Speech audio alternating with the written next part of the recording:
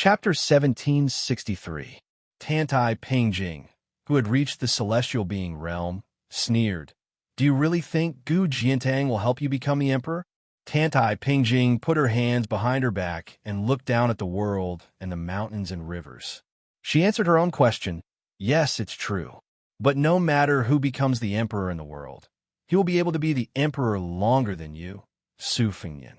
Now, Gu Jiantang, who has reached the realm of the Shang and can peek into the mysteries of heaven, has seen this, so he is so kind. Su Fengnian said calmly, I guessed it. Tantai Pengjing shook her head and said, In fact, you only guessed half of it. Do you think that after Li Yufu cut off the connection between heaven and earth, you'll not be bound by the laws of heaven? But have you ever thought that since you and Li Yufu, two ordinary people, can cross the thunder pool, there are not many abandoned pieces in heaven who will perish together with you?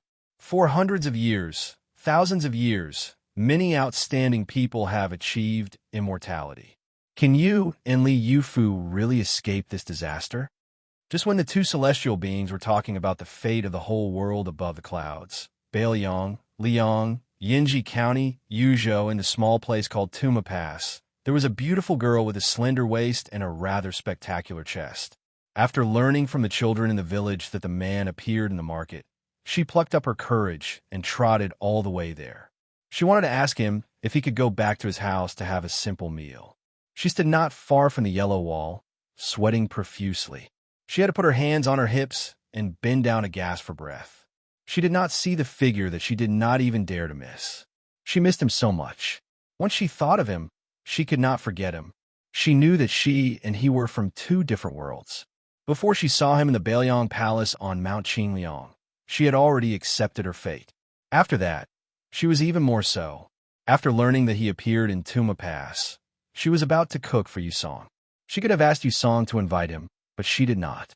She asked Yusong to wash the rice and choose the vegetables, and then she ran to the Tuma Pass market, because in this way, he would have to wait for her to cook when he arrived at her house.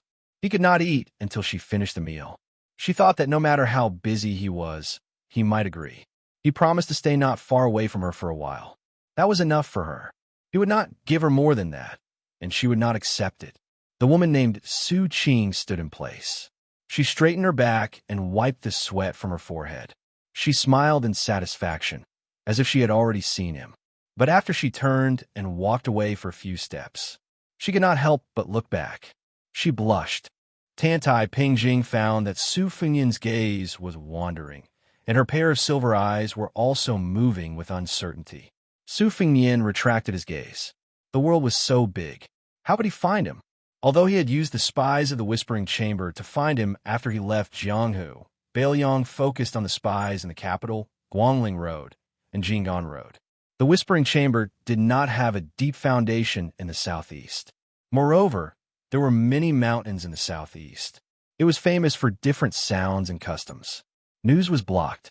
If you wanted to find a needle in a haystack, it would probably take a long time. Moreover, if he was really lucky to find him, he would definitely not want to come to Bailiang. Su Fengnian could not go to his hometown now. Even if they met, it would be many years later. Su Fengnian hoped that by then, not only would that guy be safe and sound, it would be best if he had a family. Su Fengnian had imagined the scene of meeting again after a long separation. Thinking about it, it was not very emotional. Perhaps the two would only raise their palms and give each other a light high five. It should be that simple. Between brothers, there was no need to thank each other. No need to say sorry. In the end, Tantai Pengjing did not make a move. Su Fengnian stood up. It's a once-in-a-lifetime opportunity. It seems that Master Tantai has no intention of putting all your eggs in one basket. Tantai Pengjing's eyes returned to normal. Why should I jump into such an obvious trap? Su Fengnian curled his lips and turned his head. Because of her tall stature, they only needed to look at each other at eye level. Su Fengnian smiled. That's how it should be. It won't be too late for you to make a move after I and Bei Meng have a life-and-death battle. Just as Su Fengnian was about to fall into the human world, he suddenly stopped. In this kind of battle of fate that has nothing to do with physique, as long as I'm near Bailiang, your chances of winning are not high. Tantai Pengjing raised her eyebrows. You want to ruin my state of mind with just a few words." Su Fengnian dismissed it with a smile. Tantai Pingjing disappeared without a trace. Su Fengnian stood in the sky and stretched his body. At this time, Su Fengnian didn't know if it was because his vision was broadened and his mind was broadened, but he felt a sense of heroism for no reason. He just remembered that when he fought in this life, whether it was a tie or a win, he seemed to be a little aggrieved. He had never really fought to his heart's content. Wei Meng, wait and see. Let me, Su Fengnian, fight 10,000 cavalry alone. Let me fight to the death for the only time in my life without any scruples. Not as the king of Baoyong, but as the great grandmaster of martial arts. Let's fight to our heart's content. Wei Meng's millions of cavalry want to enter the Central Plains, but they have to go through me, Su Fengnian. It was that simple. The figure standing between the sky and the earth, wearing a green robe and a jade pendant, hung a cold blade, like a green grass. Su Fengnian, whose sleeves fluttered like an immortal, didn't know that. It was the heroism that filled his chest. Ancestor Lu, who passed the divine gate but didn't enter, had it. Li Chungang, who floated across the Guangling River with a sword, had it. Chao Chongqing, who became the Confucian sage in the West Wall, had it. It was also called the Great Spirit. Chapter 1764. A pair of travel-worn Taoist master and disciple arrived at the estuary of Guangling River. They watched the 15th tide and escorted the dragon carp through the river into the sea. They started their journey back along the river and finally arrived at the border of Lianyu. The two could already see the magnificent scenery of Wudong's 81 peaks.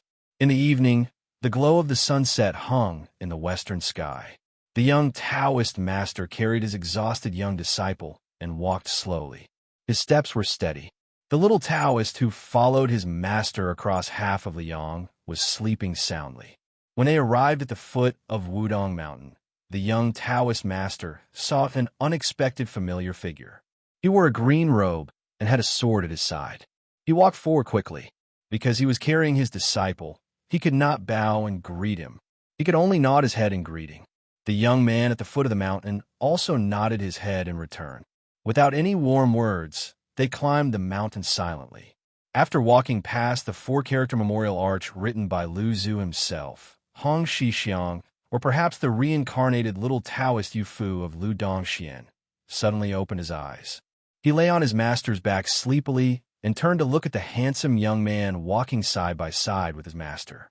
For some reason, the child felt a natural closeness to him, but also an involuntary fear. At this moment, the drums of Wudong's peaks sounded at the same time. The melodious sound reverberated between the mountains. Su Fengnian, who was in a trance, came back to his senses at the sound of the drums. He turned his head and looked at the little Taoist. Speaking of which, Li Yufu was able to find this Jiangnan village child named Yufu because of Su Fengnian's help. It was during that battle against Wang Xianji that Su Fengnian had no choice but to go on an out-of-body journey. After that, he vaguely discovered signs of the child's enlightenment. Following the clues, Li Yufu successfully brought the child back to Wudong Mountain. Su Fengnian looked at the young and tender face. Apart from the child's clear eyes, which were just like the elephant washing pond on Wudong Mountain, and the demeanor of the ox-riding martial granduncle, there seemed to be no other similarities. Su Fengnian looked at the ignorant little Taoist child, and for a moment, all sorts of feelings welled up in his heart. Su Fengnian did not have much impression of the immortal Lu Zhu and the immortal Qi Xuanjun, but how could he forget that Lotus Flower Peak Taoist priest called Hong Shixiang? Su Fengnian could not help but reach out his hand and pinch the little Taoist boy's slightly tanned face. Probably because he used too much strength, the child grimaced and did not dare to refuse. He was just a little angry. Su deliberately said fiercely, "Before you grow up, if you dare to fall in love with someone else, I'll beat you to death." "You!" The little Taoist boy said angrily. "Cultivators are devoted to Taoism and do not talk about love." "What are you talking about?" Su Fengnian snorted. "Is it your master who taught you this, or the old immortal Chun Yao who taught you this **T principle?" The little Taoist boy almost blurted out. He secretly pulled the collar of his master's Taoist robe. Li Yufu said softly, "This is our king of Baoyang. I can't afford to offend him, and neither can your martial granduncle Chun." The little Taoist boy quickly said seriously, "It's the principle that I figured out. It has absolutely nothing to do with martial granduncle Chun." Su Fingyin and Li Yufu looked at each other and smiled. Then they glanced at the little Taoist boy who was carrying a small bamboo box that was crudely woven. "What's in a bamboo box?" The little Taoist hesitated for a moment, but he still answered honestly. "This little Taoist and master have traveled thousands of kilometers to the east. Along the way, master often treated patients. Many of the medicinal herbs were picked by me from the mountains, and the medicine was also brewed by me. There were some patients who insisted on paying master for his treatment, so master had no choice but to accept them. He would also give me some copper coins while he was at it, and this little Taoist saved them all up. On the way back, I bought some gifts for Grandmaster Yu and Grandmaster Chun." The little Taoist boy's charcoal-like face made his eyes brighter. Yu Fu was in a good mood because he would soon be able to see the senior Taoist priests on the mountain. He was especially happy when he thought of martial granduncle Yu and the others after receiving his gifts. But the guy in front of him, whose name could be heard even in the southeast coast, made the child's mood fall to the bottom with just one sentence. "Those little things in your box, if I received this kind of worthless gift, I would quickly throw them to the corner." The little Taoist boy's face suddenly became gloomy. He wanted to say something, but stopped. He wanted to refute, but he couldn't be righteous, so he simply shut his mouth. Su Fingyin smiled and said, "Why don't you sell the box to me? I'll give you a few hundred taels of silver. You can go to Escape Summer Town and pick a few valuable things. How about it?" Yu Fu didn't immediately refuse or agree. Instead, he whispered to his master, "Master, what do Martial Granduncle Yu and Martial Granduncle Chun, Martial Uncle Han, and Martial Brother Qing Xian like?" Li Yufu didn't help the young king to do evil. He smiled and said, "They all like the gifts you give them." The little Taoist boy said pitifully, "But the things in my box are really worthless." Li Yufu smiled and said, "Valuable things are often only valuable. We are cultivating on the mountain. It doesn't matter whether it's valuable or not." The little Taoist boy quickly smiled and stared at Su Fingyin. Su Fingyin also stopped teasing the naive little Taoist boy. He stopped smiling and said to Li Yufu, "Teacher Li, don't you want to think about it? After all, for you, you're different from the ordinary people in the world. Even if you have regrets in this life, you can use them to make up for them in the next life. Once you do that, there is really no way back." Li Yufu smiled and asked, "Isn't the prince the same?" Chapter 1765. Su Fingyin said helplessly, "But the two of us are still different. You came from the top of the mountain. I came from the bottom of the mountain. In order to achieve my wish, I faced many obstacles, from Wang Xianji to Xie Guining to Tantai Pingjing. And in the end, I acted out of selfishness. You didn't have to do this. You could achieve immortality peacefully and become a celestial. Moreover, Wudong Mountain has always been an anomaly. As long as you are willing to ascend and accept the enlistment, I believe that the top will give you a big reward. Taking a step back, even if sect leaderly chooses to stay in the world like the Wudong ancestors, there will be a day in the future when a Wudong Taoist priest will take you as a disciple, just like how sect leader Li carried Yu Fu on his back. He will bring you up the mountain to cultivate again and continue to accumulate merit." Yu Fu Li walked up the stairs with his disciple Yu Fu on his back and said slowly, "Since Ancestor Lu set the rules, Wudong Mountain is very similar to Baoyang today. To put it bluntly, it is like a frontier town in the human world. But because there's a bottom line, we have never crossed it. That's why we can barely survive until today. After I came up the mountain, I was ashamed that I cultivated my mind more than my strength. I looked through the handwritten letters of the previous headmasters, read the history books, and even read the Buddhist scriptures. In my spare time, I occasionally went to the big and small lotus peaks to look into the distance. Over time, I had some ideas that I shouldn't have." Su Fingyin laughed involuntarily and said, "Today I know that it's not only you and me. Baoyang and Wudong are also in the same boat." Yu Fu Li joked, "Why don't you use the phrase like-minded?" Su Fengyan glanced at the little Taoist boy Yu Fu and said softly, "If I'm not wrong, the next headmaster of Wudong Mountain after you should be Han Gui from the Green Mountain Taoist Temple." The Taoist priest who was praised by the old headmaster Wang Zhongluo as righteous and sincere, the further you go. After that, it will be this guy, Wang Zhongluo, Hongxi Xiangyu, Han Gui Yu Fu. In just a few years, I have seen 5 headmasters of Wudong. Li Yufu said regretfully, "Unfortunately, I'm afraid I'll only be able to see His Highness, the King of Bailiang." Su Fengyan and Li Yufu were resting in a pavilion located halfway up the mountain. In the darkness of the night, the lights of the escaped summer town at the foot of the mountain were dim. The little Taoist boy Yu Fu had fallen asleep again. Li Yufu said softly, "The fate of West Chu that Chao Chongqing carried has been scattered to Guangling Taoism. However, the fate of Chao Chongqing as the Confucian sage, I can't figure it out."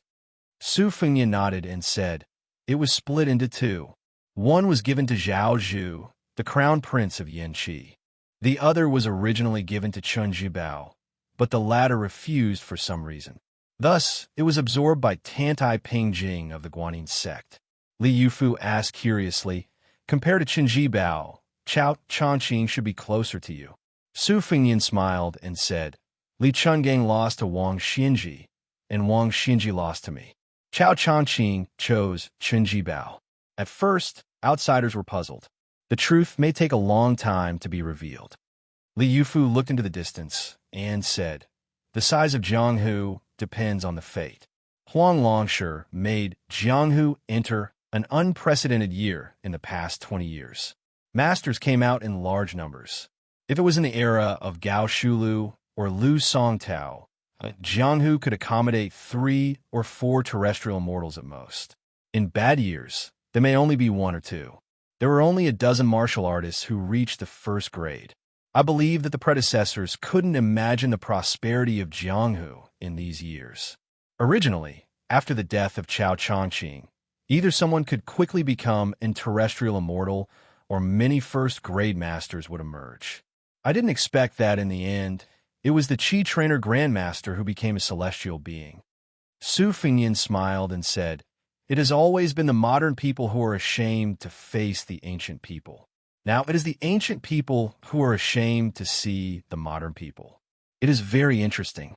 Li Yufu suddenly said, "Your Highness, from then on, Mount Wudong will need your care." Su Fengyan said with a sad face, "Then won't there be another burden on my shoulders?" Li Yufu laughed and said, "When I went down the mountain to travel, I heard an interesting saying. The lice on the rich are double eyelids. The more I think about it, the more reasonable it is. Your Highness has a big family and business, so don't refuse." Su Fengyan smiled. Then he felt a bit of sadness in his heart as he looked at this young Taoist who was destined to one day disappear from this life. Su Fengyan and Li Yufu both knew that the way of heaven was selfless.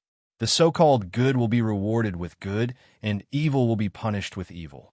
This was only the beautiful pursuit of the world that was almost wishful thinking. In fact, as long as there were immortals and gods in the clouds, the world could not escape the fate of being a puppet. Su Fengyan wanted to cut off the karma for himself. Li Yufu wanted to cut off the karma imposed on the world by the celestial being. The battle between the celestial being and the celestial being that the two fought side by side may have been quiet from beginning to end, but it determined the grand pattern of the world for the next 1,000 years. Su Fengyan still did not know what Li Yufu was really thinking and what he wanted. However, when Su Fengyan looked at this young Taoist in a plain and clean Taoist robe, his heart was filled with respect. Li Yufu carried his disciple Yufu on his back, and the little Taoist boy carried the small bamboo box. The young leader of Wudong exhaled and said softly, "I want to say something for the world." Su Fengyan was puzzled. The young Taoist looked at the peaceful night in the distance and said with a smile, "I hope that in the world after my death, the gentleman will strive for self-improvement and the gentleman will be virtuous. I hope that thousands of years later, whether there is Jianghu or not, there will be chivalrous people who will act righteously." Su Fengyan could not help but interrupt. Is that 2 sentences? Li Yufu nodded and said with a smile, "Then I will say one more sentence." Su Fengyan was silent for a moment. "This can be." The two stood side by side on the mountainside of Wudong. It seemed that 1,000 years had passed. Chapter 1766. In Jianghu, it was a dark and windy night to kill. On the battlefield, it was autumn when the horses were fighting. Fortunately, it was not autumn yet, and it was summer. In the temple of the Southern Dynasty in Beimang, there were many basins of ice, and it was chilly. An old woman wearing an old yellow dragon robe made in the style of the Southern Tang Dynasty was sitting leisurely on the steps in front of the dragon throne instead of sitting high up on the dragon throne. There were more than 40 people standing in the spacious hall, but it was not crowded. The hall was not divided by civil and military officials.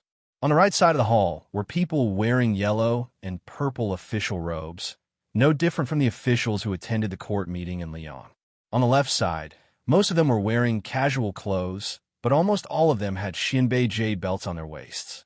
Among them, there was the first person of the old Southern Dynasty, Huang Songpu, who had returned to command military power, Dong Zhuo, who still held the title of king of the Southern Courtyard, Helian Wuwei, who was in charge of the Heshi province, Wang Yong, who was in charge of the Aquarius province, Murong Baoding, who was in charge of the Tangerine province, General Zhong Shintong, Lu Gui, who had lost in the Battle of Lu Province in Baoyang, Wang Yong, who was in charge of the Aquarius Province, and Wan Yin Jinliang, who was in charge of the Longguan aristocracy. Not only were these Beimang generals and heroes gathered, but there was also Beimang's only surviving minister for 3 dynasties, Yelu Hongkai, the leader of the Ruren cavalry, Hong Jingyan, and Crown Prince Yelu Hongkai. In addition, the younger generation had Tuoba Qiyun, who rose to fame in the first battle of Liangmang, Zhong Tan, who was in charge of the Beimang Bo Erhui, King Jingchong, Yelu Dongchuang, and Princess Yelu Meiyu, who was once known as Fan Bainu and had the reputation of being the best player of the Beimang horse drum, and Yelu Yuhu, who had missed the title of Xia Jubo, and so on. These people were undoubtedly the most prominent figures in the Northern Court and the Southern Court. At this time, everyone was quietly looking at the old woman who rarely appeared in the Southern Court. It was said that the dragon robe was made by the old Southern Tang weaving family of the remnants of the spring and autumn period. Back then, His Majesty liked its graceful and luxurious appearance, so he specially chose this robe from the 6 patterns of dragon robes, and it had never been changed. Today, after the old woman had gathered everyone in this splendid hall, she was not in a hurry to start the discussion. She just sat on the comfortable steps covered in a beautiful lichen with 9 golden dragons. Next to the old woman's feet was a thin, crystal-clear porcelain basin with a delicate dagger in the ice. The old woman picked up the dagger and casually fiddled with the ice. She said without reason, "I heard that Li Gongda, the Taoist administrator of Baoyang, has a son who has made great military achievements. As a white horse crossbowman, he has been to the gentleman's pavilion." Li Mibi, who had single-handedly created the Beimang spider web, said in a deep voice, "Your Majesty, there is indeed such a person. His name is Li Hanlin. After he entered the Baoyang Frontier Army, he participated in more than 20 battles, big and small. In every battle, he always took the lead. Now, he has become a crossbowman lieutenant." The old woman laughed and said, "In only 3 years, he has become a Baoyang crossbowman lieutenant? Isn't it said that in the world, the Baoyang Frontier Army is the most difficult to be promoted, and the white horse crossbowman is even more difficult to be promoted? Either this young man's father is really powerful, or our Beimang Frontier Army is too easy to chop off." When the Beimang Empress said this, Dong Zhuo, Lu Gui, and the other people's faces were obviously a little ugly. However, the big shots like Zhong Shundong and Murong Baoding, who were not involved in the War of Liangmang, were much more relaxed. There was even a subtle smile on their faces. The old woman glanced at Li Mibi, who was standing apart from the others. She seemed to have thought of something and said with a smile, "Among the 5 great sects of the Northern Mang, not to mention the one-man sect Huyan Grand Temple, Tao Virtue Sect, Chess Sword and Music House, Bubang Mountain, and Princess's Tomb. The four great sects can be said to be powerful in numbers. Their sword chi is close to yellow and green. The Bronze Man Ancestor, Thirsty, and Small Thoughts are all top masters. Even I have heard of them. In the end, they all died in northern Liang. I also heard in Norland that the Liang Jianghu has always looked down on our northern Mang's Jianghu. They said that each of them would choose 10 masters to fight in pairs. Even the martial arts masters of Liang Jianghu are not worthy of carrying shoes for them. The old woman laughed to herself without a trace of anger. She found Hong Jingyan, who was born blind, in the crowd. She raised her head and looked at the leader of the Ruren cavalry, who had a mixed reputation. Hong Jingyan, you were once ranked in the top 10 of the old martial arts evaluation. That demon Luo Yang can be considered your junior in the chess and sword music school. Tell me, can you kill the king of Bailiang, one of the 4 grandmasters of martial arts evaluation? Hong Jingyan cupped his fists expressionlessly and said, I can't kill him. The old woman nodded. Then what if you, Murong Baoding, and Zhong Shintong's younger brother, Zhong Liang, join forces? Hong Jingyan still shook his head and said, I can't kill him. The old woman said, if that's the case at that young vassal's level, only Tuoba can fight him. What a pity. If not for that little girl from West Chu with the surname Jiang, Li Mibi would have succeeded in the western regions. Hong Jingyan remained silent. In the Battle of Holuku, the entire army, including Yang Yuanzhan, had been wiped out. Only his Ruren cavalry had been lucky enough to avoid 2 of Bailiang's heavy cavalry and break out of the encirclement. Although they had suffered heavy casualties, they had managed to preserve the structure of the Ruren cavalry. They did not fall to the point where they were completely wiped out. However, Hong Jingyan's reputation in Beimang had been greatly damaged because of this. If not for a group of nobles from Bailiang pleading for leniency, the Ruren cavalry would not have continued to bear the surname Hong. Afterwards, Dong Zhuo hated Hong Jingyan for avoiding battle to protect himself. He blamed the failure of the Battle of Liangmang on the Ruren cavalry's desertion of their post. If Hong Jingyan had been willing to delay the Liangzhou cavalry and wait for the Dong cavalry under his command to reinforce Holuku, even if Yang Yuanzhan's army was unable to escape, they would not have all died at Holuku. The old woman smiled.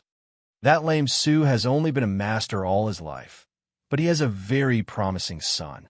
No wonder he told us many years ago that when his father was drunk, he would always say that Su Xiao should not be too ambitious after growing up. In the future, his grandson will be twice as big as you, Su Xiao. Huang Songpu, Lu Gui, and the other old generals who had made outstanding contributions and were loyal and devoted had a strange and embarrassed look on their faces. Meanwhile, the young generals like Tuoba Qian and Zhong Ten also had an eye-opening look on their faces. After all, some of the palace rumors that had been circulating in Beimang for many years could not be taken seriously as long as the person involved did not agree to it. The old woman joked. Chao Changqing died outside Tian City, but other than Su Fingyan, there was also the peach blossom sword god Dong Tai. If the 2 of them called for 2 or 3 helpers of similar cultivation levels, such as Sui Xian Gu, then wouldn't my head be the same as Su Huainan, the king of the old North Court by the Ruoshui years ago? That kid Su Fingyan took my head away just like that. I don't mind telling you that not only did the Qi cultivators of the imperial astronomer of Liang die, our Beimang is not much better. Now, those flying land immortals' movements are not easy to grasp. If Su Fingyan suddenly appeared outside the main hall today, how would you stop him? The main hall was silent. No one could answer this tricky and heart-wrenching question. The old woman held a dagger and gently broke a piece of ice. She did not make things difficult for these high-ranking Beimang officials. She sighed softly. It is said that a martial artist in Jianghu is no match for 100 people, but a general on the battlefield is a match for 10,000 people. It is also said that a county magistrate can destroy a county governor. It seems that as long as one is an official, whether civil or military, is more impressive than practicing martial arts. Therefore, I don't understand why Su Fingyan left His Royal Highness to wander around Jianghu and then went to Wudong Mountain to practice martial arts. I am even more curious why lame Su tolerated his eldest son's unscrupulous behavior. At that time, I only thought that Su Fengnian had no choice. He wanted to compete with Chun Jibao for the military power of the Bailiang cavalry. His military achievements and reputation would definitely be hard to match. He could only think of a way out for himself. Since he could no longer stay in the imperial court, he might as well go to Jianghu and show off while he still had some family background. Looking back, if Su Fengnian did not become a martial arts grandmaster, because of him, Chun Jibao would not have left Shuliang and entered Shu. At this point, the old woman fell into a long silence. Dongzhuo quietly sighed. Then this fat man calmly sized up a young woman out of the corner of his eye. Princess Yilu Yuhu. Back then, if Su Fengnian naturally could not bear this great responsibility and Qin Jibao ultimately replaced him in Bailiang, then perhaps the Great War of Liangmang would never have happened. Beimang would most likely have chosen Liaodong or Jizhou to invade from the south. The reason was very simple. On one hand, they feared the white-clothed war saint Qin Jibao's godly ability to command troops. More importantly, Chun Jibao, through Yilu Yuhu, had secretly conveyed a certain attitude to Beimang. That was, if Beimang started a war outside of Bailiang, whether it was going south from Jizhou to the Central Plains or engaging in a decisive battle with Gu Jintang's two Liaoning border armies, the Bailiang Frontier Army would only watch from the sidelines. However, Qin Jibao only promised that he would watch from the sidelines before Beimang captured Grayton City. He did not make any promises about his future plans. This tacit understanding naturally could not be kept on paper, but Dongzhuo believed that Qin Jibao truly did have such plans back then.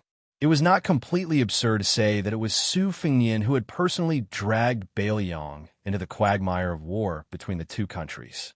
Of course, at the time, all of Beimang did not believe that they would lose. They only believed that even if they captured Bailiang, there was no profit to be gained. In the end, both Beimang and Liang were caught off guard. Now, Beimang was riding a tiger and could not get off. Even the powerful officials of Beimang, who had previously insisted on going down the two Liaos to attack Great and City, no matter how much they rejoiced in their misfortune, did not dare to show the slightest objection. This was because, despite the gentle appearance of the emperor sitting before them, everyone knew that if anyone dared to expose her shortcomings at this time, only death would await them. Chapter 1767. The old woman put away her thoughts and slowly said, "The order of peace will arrive soon." Then, right now, in this large room, pretty much all of Northern Mang's influential figures have gathered. We hope that everyone can speak freely. However, before we discuss the country's affairs, we have a small matter for you all to do. Everyone immediately acted as if they were facing a great enemy. They all put on a respectful posture and listened attentively. The old woman raised a dagger that was stained with some ice shards and pointed at Dongzhuo and Lu Gui. Bailiang scouts wander freely in the Longyan Plains near Huda City and the northern border of Liuzhou. People say that the white horse crossbowmen are the best scouts in the world. I don't want to believe that. Dongzhuo, your crow pen, and Lu Gui, your black fox pen, are the most elite horse pens in Beimang. I hope that before autumn, no matter how many of you die in battle, I don't want to see even a single Bailiang crossbowman. Dongzhuo's face was full of pain. Lu Gui wanted to say something, but stopped. The old woman didn't put away the dagger. She sneered and said, 300,000 of our men died outside Bailiang. What's the big deal about 1,000 more deaths? Throw out all the fences of crows and black foxes. The old woman's face became colder and colder. She said sternly, "Let's not talk about the imperial bulletin of the provincial governors of Liang Imperial Court. We can even get the imperial bulletin of the Jidushi and the administrator. However, the war with Bailiang is imminent, and we can't even get a single useful spy report on the specific deployment of the Bailiang Frontier Army. Not a single one. What a joke." Lu Gui bowed and said in a deep voice, "My black fox pen was willing to die before the war." Dongzhuo had no choice but to agree. Crow's Nest is the same. At this moment, the imperial decree of peace walked into the main hall with a scroll in his hands. Under the instructions of the Empress of Beimang, A huge map of the Liang-Mang confrontation was spread out at the bottom of the stairs. It was more than 10 feet long and wide. It included Huta City, Huayang Pass, Liuyao Fulling Grave, and the 3 military towns, as well as Beiju City, which was being rapidly built. The map had a panoramic view of the entire Liangzhou Pass. As for the passes of the 4 prefectures, it was even more detailed and accurate, down to the county level. Apart from a geography, Beiliang's Great Snow Dragon Cavalry, the left and right cavalry, the Longxiang Army, the 2 heavy cavalry armies, and all the other main forces in the field were also marked in the vicinity of a certain encampment. From the leading general to the approximate number of soldiers and horses, everything was written in red ink. The old woman stood up and casually threw the dagger into the porcelain basin mixed with ice water. She walked down the stairs and lowered her head to look at the huge map. Ever since I ascended the throne, other than appointing the leading generals, I have never made any decisions regarding military affairs. This time, I will make an exception. After she finished speaking, she concentrated on looking down at the map. The imperial decree of peace stood by her side and said calmly, "The second southern expedition will be held at the beginning of autumn. There will be no commander." In order to avoid certain situations, Tuoba has already stepped down from his position as the king of the northern courtyard. He will only lead a personal army. The imperial decree of peace looked calmly at the king of the southern courtyard, Dong Zhuo. The fat man's face was impeccably blank. Beimang's elder, Yilu Hongkai, sneered, "Fatty Dong, playing dumb won't work this time." Dong Zhuo remained blank for a long time under everyone's gazes. In the end, he could not resist the imperial decree of peace's gaze. He first looked with a tearful face at the emperor and found that the old woman remained unmoved. Dong Zhuo quickly returned to his carefree state and said with a smile, "Since our military god is no longer the king of the northern courtyard, I, Dong Zhuo, have no virtue or ability to lead a group of officials alone. I will also not be the king of the southern courtyard." Only after Dong Zhuo had relented did the imperial decree of peace continue. The first line consists of 4 armies: Dong Zhuo, Huang Songpu, Murong Baoding, and Lu Gui. Each of them will have a deputy. They are Hong Jingyan, Zhong Tan, Yelu Dongchuang, and Tuoba Chiyun. It wasn't strange to set up 4 armies, but the idea of a deputy general was worth pondering over. Dong Zhuo and Hong Jingyan had once been rivals in the fight for the king of the southern courtyard. The Dong family's private army and the Ruren cavalry were all top elites of Beimang. It could be said that enemies were bound to meet. Huang Songpu and Zhong Tan, this pair of old and young, were very exciting. There was no need to mention the old General Huang Songpu. In the past, he was nominally the leader of the officials of the Southern Dynasty. He was also one of the 13 generals of Beimang with real power. Zhong Tan had already proven in the first battle of Liang-Mang that a tiger father would not beget a dog son. Although Beimang had suffered a great defeat at the Battle of Heluku, this could not deny Zhong Tan's brilliant achievements in the previous 3 sieges. As the eldest son of General Zhong Shantong, it was already a foregone conclusion that Beimang would have a father-son pair of great generals in the future. As for Murong Baoding and Yelu Dongchuang, just the 2 surnames alone were enough to make people's imaginations run wild. Great General Lu Gui and the head of the 4 great banquets, Tuoba Chiyun, were both leading the same army. This was enough to place high hopes on them. The Taiping Decree said in a low voice, after Dong Zhuo and Murong Baoding's armies pass Huta City and head south, they will be in charge of the battle outside Liangzhou Pass. Huang Songpu will attack Xingtsang City in Liuzhou and cut off the connection between the Longxiang Army in Liuzhou and Zbicheng City in Liangzhou. They will also need to involve the iron stupas of Qidong and Yuan Nanting's white feather-light cavalry. Lu Gui will station his troops outside Heluku in Yuzhou to prevent the Yuzhou cavalry from using this place as an exit. During this time, Zhong Tan will pay special attention to the movements of the Beiliang cavalry General Chao Wei's troops to prevent them from breaking into our Southern Dynasty territory in the area of Linyao Army Town. Dong Zhuo's infantry must take Huayang Pass, where the Beiliang Protectorate is located, before winter. Murong Bao Ding, your mission will be to annihilate the Bailiang cavalry in Liuya, Fuling, and the other military towns. The Taiping decree looked at the 8 generals with different expressions. Perhaps you all want to ask, if Yi Zhonghu and Zhou Kang's 2 main Bailiang cavalry forces head north, how should we deal with them? The answer is extremely simple. Other than the first line, we have a second line of battle that will coordinate with you. Similarly, there are 4 main armies, Zhong Shentong, Wanyan Jinliang, Helian Wuwei, Wang Yong. Each of you will lead an army. When the time comes, you will be stationed in the Longyan plain north of Huda City and wait for an opportunity to move. When Yi Zhonghu's left cavalry forces head north, Zhong Shentong and Wanyan Jinliang will head south. For the same reason, Helian Wuwei and Wang Yong will target Zhou Kang's right cavalry. Without waiting for the people in the hall to raise their objections, the Taiping decree continued. His Highness the Crown Prince and Tuoba will each lead an army as the 3rd line of reinforcements. They will follow the army of the 2nd line of battle and head south. As long as there is an accident on the battlefield outside Liangzhou Pass, they will definitely rush to the battlefield within a day.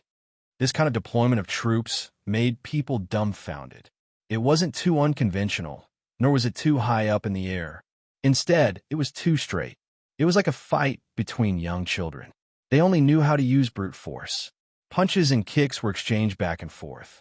There were no moves to speak of, so it seemed particularly ordinary.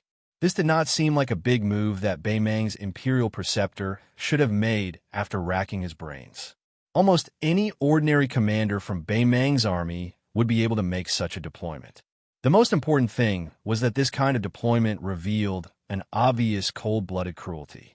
It was obvious that they wanted to force the 4 armies on the front line, especially the 2 in the middle, to fight to the death with Bailiang. There was no fancy, no room for maneuver. They were just going all out to exchange troops with the Bailiang frontier army. They would either win a Pyrrhic victory or die. In short, there would be no good ending. Dongzhu's eyes were gloomy, and Murong Baoding's face was filled with anger. Deputy General Yelu Dongdao, who had unknowingly become a grasshopper on a string with Murong Baoding, did not look any better. He turned to look at his grandfather, Yelu Hongkai, but the old man only shook his head, indicating for him to calm down. Chapter 1768. Helian Wuwei, Heshi Prefecture's disciplinary magistrate, and Wang Yong, Aquarius Prefecture's disciplinary magistrate. Although they were not the main force on the front line, most of them had heavy hearts. Zhong Tan's face was expressionless, while Tuoba Chi Yun felt relieved and then smiled knowingly. Beimang's crown prince, Yelu Hongkai, who rarely showed his face in the imperial court, gave people a feeling of being completely uninvolved. The Taiping magistrate turned a blind eye to the solemn atmosphere in the imperial court. He lowered his head and shifted his line of sight to Liangyi Prefecture, Jizhou, and the other northern regions. This battle is not only fought north of Bailiang's Bibu city, but also outside of Bailiang. I have a few questions. You are all pillars of Beimang, so why don't you answer my questions? The first question is about Lianghuai Prefecture's Jidushi Kainan and Administrator Han Lin's attitude toward Bailiang. Once the battle situation in Bailiang is not favorable, with Kainan's troops as the main force, will the Lianghuai border army stand by and watch them die, or will they be willing to take the risk and advance west? For the first time, Helian Wuwei, who had always been taciturn, was the first to speak. Absolutely not. Liang Imperial Court has just conferred Kai Nan with the title of Marquis. No matter what kind of thoughts Kai Nan has towards Bailiang, he certainly won't dare to send troops without authorization. Moreover, Kai Nan is an old general under Gu Jiantang. His actions can easily affect the whole situation. He is destined not to implicate Tang Tai's Huang and his group of colleagues. The Taiping magistrate nodded and said, "The second question is, after Ji Province's General Yuan Tingshan took away the Li family's Yin Castle cavalry, and now the Liang Imperial Court has already left him at Guangling Road to assist Wu Zhongshuan in cleaning up the mess together with Song Li. Under this premise, Liang will most likely send either Lu Shengxiang or Su Gong to Ji Province. Will their arrival have a decisive impact on the direction of the Huai and Huai border matters? In my view, not only will Lu Xingxiang enter the two rivers, the assistant minister of the Ministry of War, Su Gong, will also arrive at the same time. However, the use of these two people will not be of any benefit to the Battle of Beiliang. Instead, it will be of the same origin as Gu Jintang's attack. It is just that Li Yang hopes that our Beimeng Iron Cavalry will persist in attacking Beiliang. It will also prevent us from advancing to Great Peace City once Beiliang is defeated. With Kainan's army and these two famous generals of Liang personally coming to the north, in addition to Gu Jintang's two Liao armies, I believe that only then will the emperor of the Zhao family be truly at ease. Therefore, the arrival of Lu Xingxiang and Su Gong will not change the situation of the Battle of Beiliang. The Taiping magistrate smiled at this rising star and then asked, "The third question is, previously, Chao Wei of Beiliang's 10,000 cavalry hid in the western regions and attempted to take a long detour to attack the hinterland of our southern dynasty. If it were not for the emergency situation at Xingsong City and having no choice but to surface, it would have been a great disaster. Currently, the young men of Liuzhou and the tens of thousands of monk soldiers of Mount Lanta are all under Beiliang's command, and Liuzhou's military strength is increasing instead of decreasing. Furthermore, one of the twin jade annulus of West Chu, Ko Jianghuai, is the general of Liuzhou. Both sides and the Longxiang army are in a tripartite balance of power. Do you have any countermeasures?" Zhong Tan said passively, "Naturally, we cannot touch the young men of Liuzhou, but that Mount Lantau is not impossible to instigate a rebellion. The reason why Mount Lantau is leaning towards Beiliang is because of the king of Beiliang, Su Fengnian's goodwill towards the Buddhist sects of the world, and also because of that female bodhisattva. We can work on both fronts. If we cannot kill Su Fengnian, we could try to assassinate that six-jeweled guru. At the same time, we can also make contact with the other powers of Mount Lantau. It is true that our Beimeng wants to exterminate Buddhism, but there is no harm in making the eminent monk of Mount Lantau our imperial teacher. However, this will require an imperial decree from your majesty." The Taiping magistrate nodded and said, "The imperial decree has been prepared." Zhong Tan was not surprised. He cupped his fists and said, "This general is willing to personally go to Mount Lantau in the western regions." After the Taiping magistrate agreed, he said, "Fourth question, once the matter of Huai and the western regions is settled, can we add some firewood to Xuzhou?" Li Mixi smiled and said, "That prince surnamed Zhao of Nanzhao, who caused the people under his jurisdiction to complain everywhere, has actually been our Beimeng spy for a long time. In the western Shudao, there is also an important personage who has been carefully instigated by me to rebel, an official with the rank of administrator. If we say that these two people are helping to lead the troops to cross the border to attack Beiliang, then we are overestimating them. It's just that our Beimeng is not enough to deal with major matters, but we have more than enough to deal with Liang. When the time comes, we can use them as sacrificial pawns and let the king of Beiliang, Su Fengnian, thoroughly turn into a notorious traitor of Liang." First, the great snow dragon cavalry left the territory of the prince of Beiliang without permission. Then, there are two people who used the Beiliang banner to rebel. I believe that the intelligent people of Liang will understand, but the common people of the Central Plains will probably believe it to be true. Probably only when the Beiliang frontier army is wiped out and Su Fengnian is killed in battle will they suddenly realize that, oh, that guy surnamed Su actually did not rebel. Wanyan Jinliang snorted disdainfully. Helian Wu furrowed his brows. Not to mention the usefulness of this kind of sneaky trick. In the end, it was the same as Li Mixi's identity. It could not see the light of day, and it was also difficult for it to be displayed in the halls of elegance. The prefect of peace smiled and said, "The true meaning of this move is not to win the hearts of the people of the Central Plains, but to give the Liang imperial court an excellent reason to righteously and confidently restrict the supply of grain. In the hinterland of the Central Plains of Liang, from the king of Jing and Zhao Sun to the administrator Wan Tai to the deputy provincial governor Ma Zhongxian, They have all accumulated grievances with Su Fengyan for a long time. I believe that they will be happy to see this happen.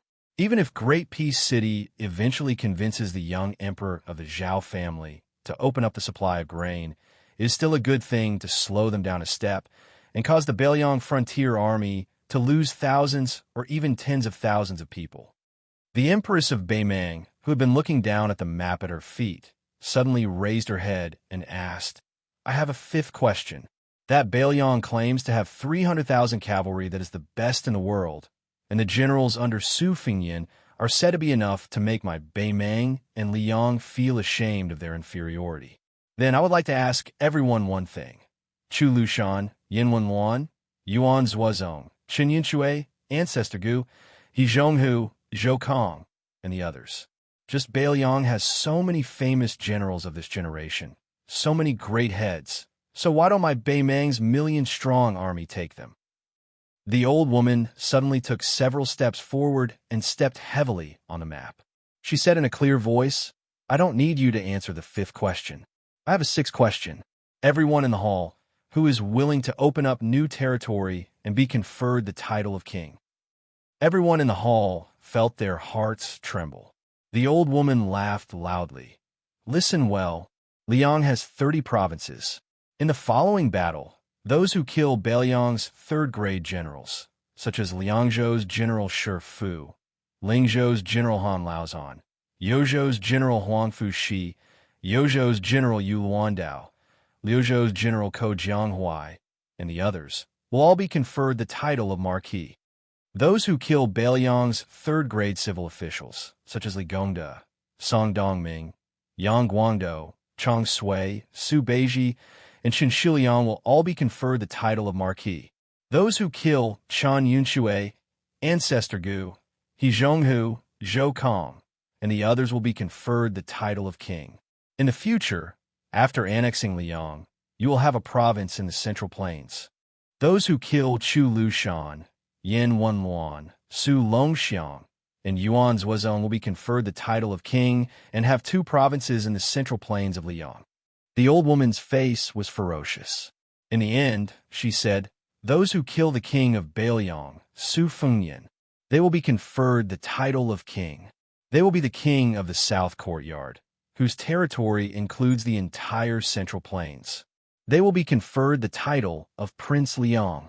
Other than the 4 provinces in Beiliang, they can also take any province in the Central Plains." The hall was silent. There was no sound. Dong Zhuo laughed loudly. His eyes were burning. He cupped his fists and said loudly, "Your Majesty, I, Dong Zhuo, will gladly accept Chu Lushan's head." Murong Baoding glanced at the map and said with narrowed eyes, "Then I will accept the heads of Jean Partridge, Zhou Kong, and the others." Huang Songpo laughed loudly and said, "Fortunately, there are still the heads of Su Longxiang, Ko Jianghuai, Yang Guangdou, and Chen Shiliang and Liuzhou. They are still valuable." The old woman slowly walked forward. Step by step, she entered Beiliang's territory on the map and finally stepped on Mount Qingliang. "Before it snows this year, I will let every inch of Beiliang be covered in blood." Chapter 1769. Mount Wudong was flourishing. Many pilgrims spared no effort and traveled thousands of li to Mount Wudong to burn incense. Pilgrims from other places were especially numerous in the capital and Jing'an Road. Many of Mount Wudong's Taoist temples, big and small, provided lodging. Even Shaozhu Peak, which had just been opened not too long ago, had an endless stream of pilgrims. Wudong's main peak, Zishu Temple and Elephant Cleansing Pond, Little Lotus Peak's Persimmon Forest and Tortoise Carrying Tablet, and Yuzhu Peak's huge, auspicious murals. These scenic spots were undoubtedly fascinating and unique. However, the Wudong Taoist priest's amiability made the pilgrims feel as if they were bathing in the spring breeze. Even those with high seniority like Chen Zhao and Yu Xingrui, as well as the honorable chief Li Yufu, would always follow the rules set by Ancestor Lu, my mountain Taoist priest, every 10 years, and explain the signs to the pilgrims free of charge. However, the prosperity of Mount Wudong's incense could only be attributed to one person, Su Fengyan, who had once cultivated on the mountain.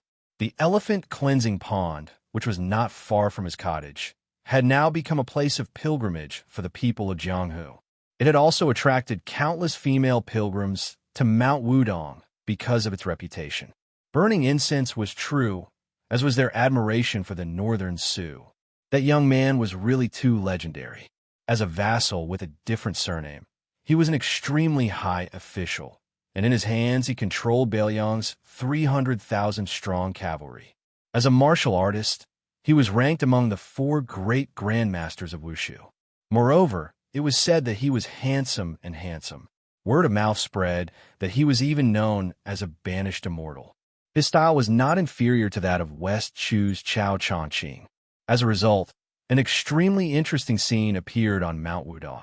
Unlike other temples and Taoist temples, Mount Wudong had more and more female pilgrims, and most of them were young women who came with their companions.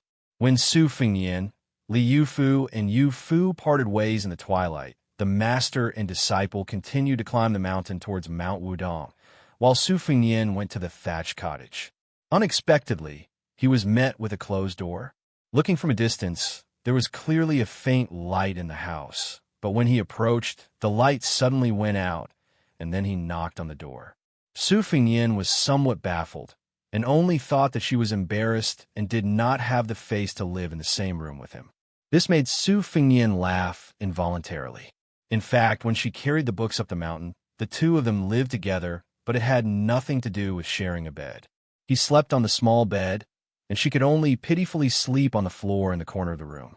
At that time, His Royal Highness did not have protective feelings for the fairer sex, and the little clay figurine absolutely would not accept his kindness. If Su Fengnian really suggested that she sleep on the floor, she would not be able to sleep soundly, and would only think that His Royal Highness had bad intentions. From this, it could be seen that at that time, the little clay figurine of Mount Qingliang was really badly bullied by His Royal Highness. 2 thin wooden doors, just like that, blocked the young lord who had even forced his way into the imperial astronomer's house. Su Fengnian turned around and saw a small bamboo chair that she had probably forgotten to take back into the house. Su Fengnian sat on the chair he had woven himself when he was riding a bull, his hands tucked into his sleeves as he looked up at the bright starry sky. The night sky was as cold as water, but unfortunately, there was no Qing Luo to chase away the fireflies with her little fan. Su Fengnian sat alone for a while, but he was really bored, so under the starlight he went to the vegetable garden adjacent to the hut. It was full of lush greenery that had been taken care of by the little mudmen. Many wooden shelves had been set up, covered with vines of cucumbers and loofahs and many small yellow flowers. Su Fengnian counted some green peppers, and there were even some round watermelons hidden in the greenery. Su Fengnian counted about 5 or 6 of them, all of different sizes. He didn't know if it was because he loved the house and its crow, but Su Fengnian always felt that they were very cute. He thought that when they grew up, he would pick them and ice them in the elephant washing pond. They would definitely be delicious, but perhaps he would be reluctant to eat them. Su Fengnian returned to the small bamboo chair and sat down, closing his eyes, but not thinking about anything. With a creak, the hut's door gently opened, only opening a small gap. Jiang and I secretly looked at the back of that figure, feeling a little uneasy. Since she started climbing the mountain alone, she was used to sleeping on the floor. Later, she gathered her courage and spread the bamboo mat on the small bed. These days, she had a good sleep. Previously, when she heard Su Fengnian's familiar footsteps, the first thing she did was to jump off the bed barefooted, close the door, and throw the bamboo mat on the floor. She lay on the mat and pretended to sleep, covering her ears and pretending to be dead. This series of actions was done in one breath, very much like a master's style. After waiting for a long time, when he got up and left, she returned to sit down, and then there was nothing else.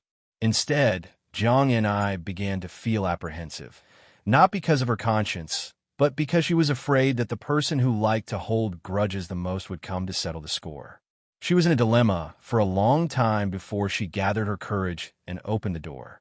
In the end, she saw that person sitting quietly outside, without any intention to argue with her. Suddenly, a clear voice sounded, and Xianxia was like a cat whose tail was stepped on. She instantly flew into a rage, feeling distressed and resentful. Su Fengnian, you stole my things. Su Fengnian, who was chewing on a cucumber, turned his head with an expression that deserved a beating. What's yours is mine? What's yours is mine. How can you say that I stole your things? Xianxia stretched out her hand with a straight face and resolutely said, Pay up. Su Fengnian seemed to have expected this. I don't have any money on me, so I'll owe you first. Tomorrow, I'll borrow some copper coins from Headmaster Li and the others. How many copper coins do you charge me for a cucumber? 1 copper coin or 2 copper coins? Xianxia hesitated for a moment and confidently said, 2 copper coins. Su Fengnian smiled gently, biting on the cucumber, and vaguely said, You don't know how to bid 3 copper coins? Xianxia was stunned at first, and then became angry out of humiliation. If you say 2 copper coins, then 2 copper coins. She quickly added, But it can't be the 2 copper coins of the eternal emblem Tongbao. It must be the 2 copper coins of the auspicious talisman Tongbao. Su Fengnian joked, Oh, you've collected Xianxia and the eternal emblem 16 big and small springs. Today, you're planning to collect the auspicious talisman money. Little mudman, your ambition isn't small, huh? Xianxia angrily said, Why do you care? Su Fengnian turned his head and remained silent. Xianxia came to his side and warned Su Fengnian as if guarding against a thief. The watermelon is still small. You can't steal it. Su Fengnian grunted. He didn't know why, but he thought of Wutongyan on Mount Qingliang. The second-class maids had cucumber, green ant, white wine, and so on. The first-class maids had sweet potato and bluebird. Some were still there, and some were no longer there.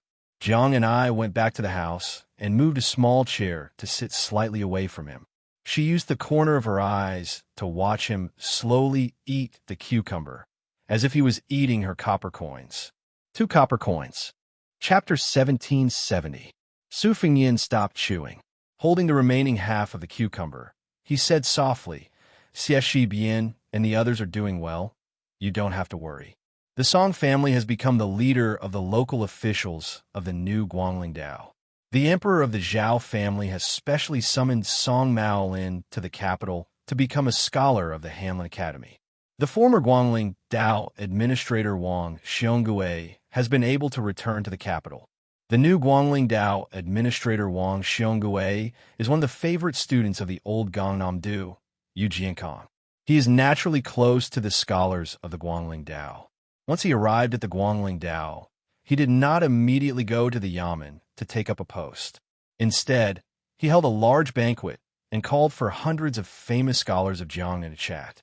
Additionally, he invited more than 20 Jishang from the Shangyin Academy. It can be said to be a rare literary event. Song Li, one of the main generals of the Guangling Dao, immediately married a woman from a powerful family of the Guangling Dao. All these signs indicate that Taiyan City does not wish for the Guangling Dao to have any more waves. Xianxia did not speak. Su Fengnian turned his head to look. Looking at that beautiful face, he said softly, In this world, there are some things where no one is indispensable. Your luck has always been good. You are also within this usually. Xianxia said lightly, There is no need to comfort me. I have never felt that West Chu needs me that much. Su Fengnian smiled and said, I am relieved that you can think this way.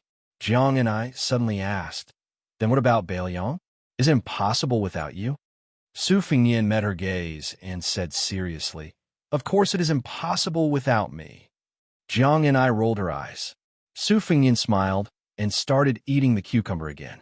If Su Xiao did not die, if my masterly Yishan was still alive, if Chun Jibao was willing to assist me in becoming the king of Beimang, if the court did not restrict the northwest border, if the Murong and Yelu families of Beimang had internal strife, if the Bailiang frontier army was not 300,000 but 500,000. It is a pity that there are not so many ifs in the world, so I appear very important. Xianxia tilted her head. Are you complaining to me? Su Fengnian rolled his eyes at her.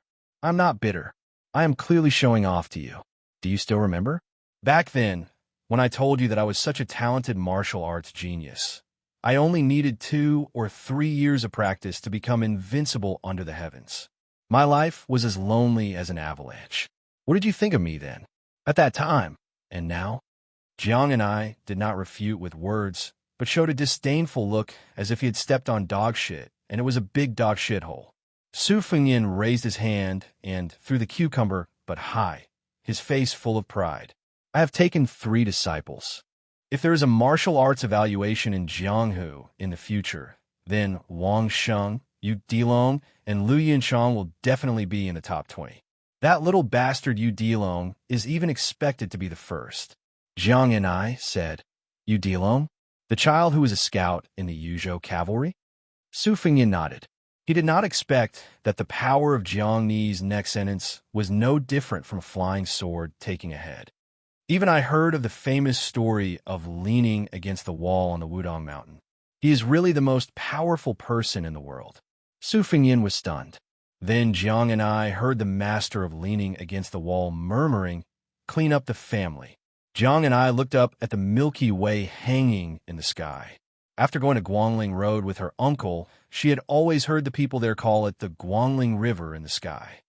Su Fengyan followed her to look at the river in the sky, murmuring, "I heard that there are hundreds of thousands of mountains in Nanjiang. I heard that the snow in Liaodong is heavier than in the northwest. I heard that there is a butterfly spring in Nanzhao. Countless colorful butterflies are connected head to tail, hanging from the trees to the water." Jiang and I listened to his murmuring and said softly, "Those places that make you yearn for, will you go to see them in the future?" Su Fengyan narrowed his eyes. "Of course." Jiang and I withdrew her gaze. "Tomorrow I want to go to the Purple Void Temple on the top of the mountain to burn incense." Su Fengyan wondered, pray for blessings and make a wish? Or ask for a lot from someone? Jiang and I said unhappily, "It's none of your business." Su Fengyan dismissed it with a laugh. "If I remember correctly, tomorrow there will be Wudong Taoist Master Chun Yao personally interpreting the lot. No matter how late you sleep in, I can have the old Taoist immediately interpret the lot for you. Who told me to be Wudong Mountain's heavenly great pilgrim? How could they dare to neglect me?" Jiang and I was about to mock him when Su Fengyan spoke first. "That year, Dong Tai gave me 12 pocket flying swords. Later, in those deadly battles with Han Shengxian, Wang Xinji, and Tuoba, many of them were destroyed and could no longer be assembled into a set. Later on, I had the Mahist master craftsman at the back of Mount Qingliang forge a new set of 9 swords, each of which is compatible with my different sword intents.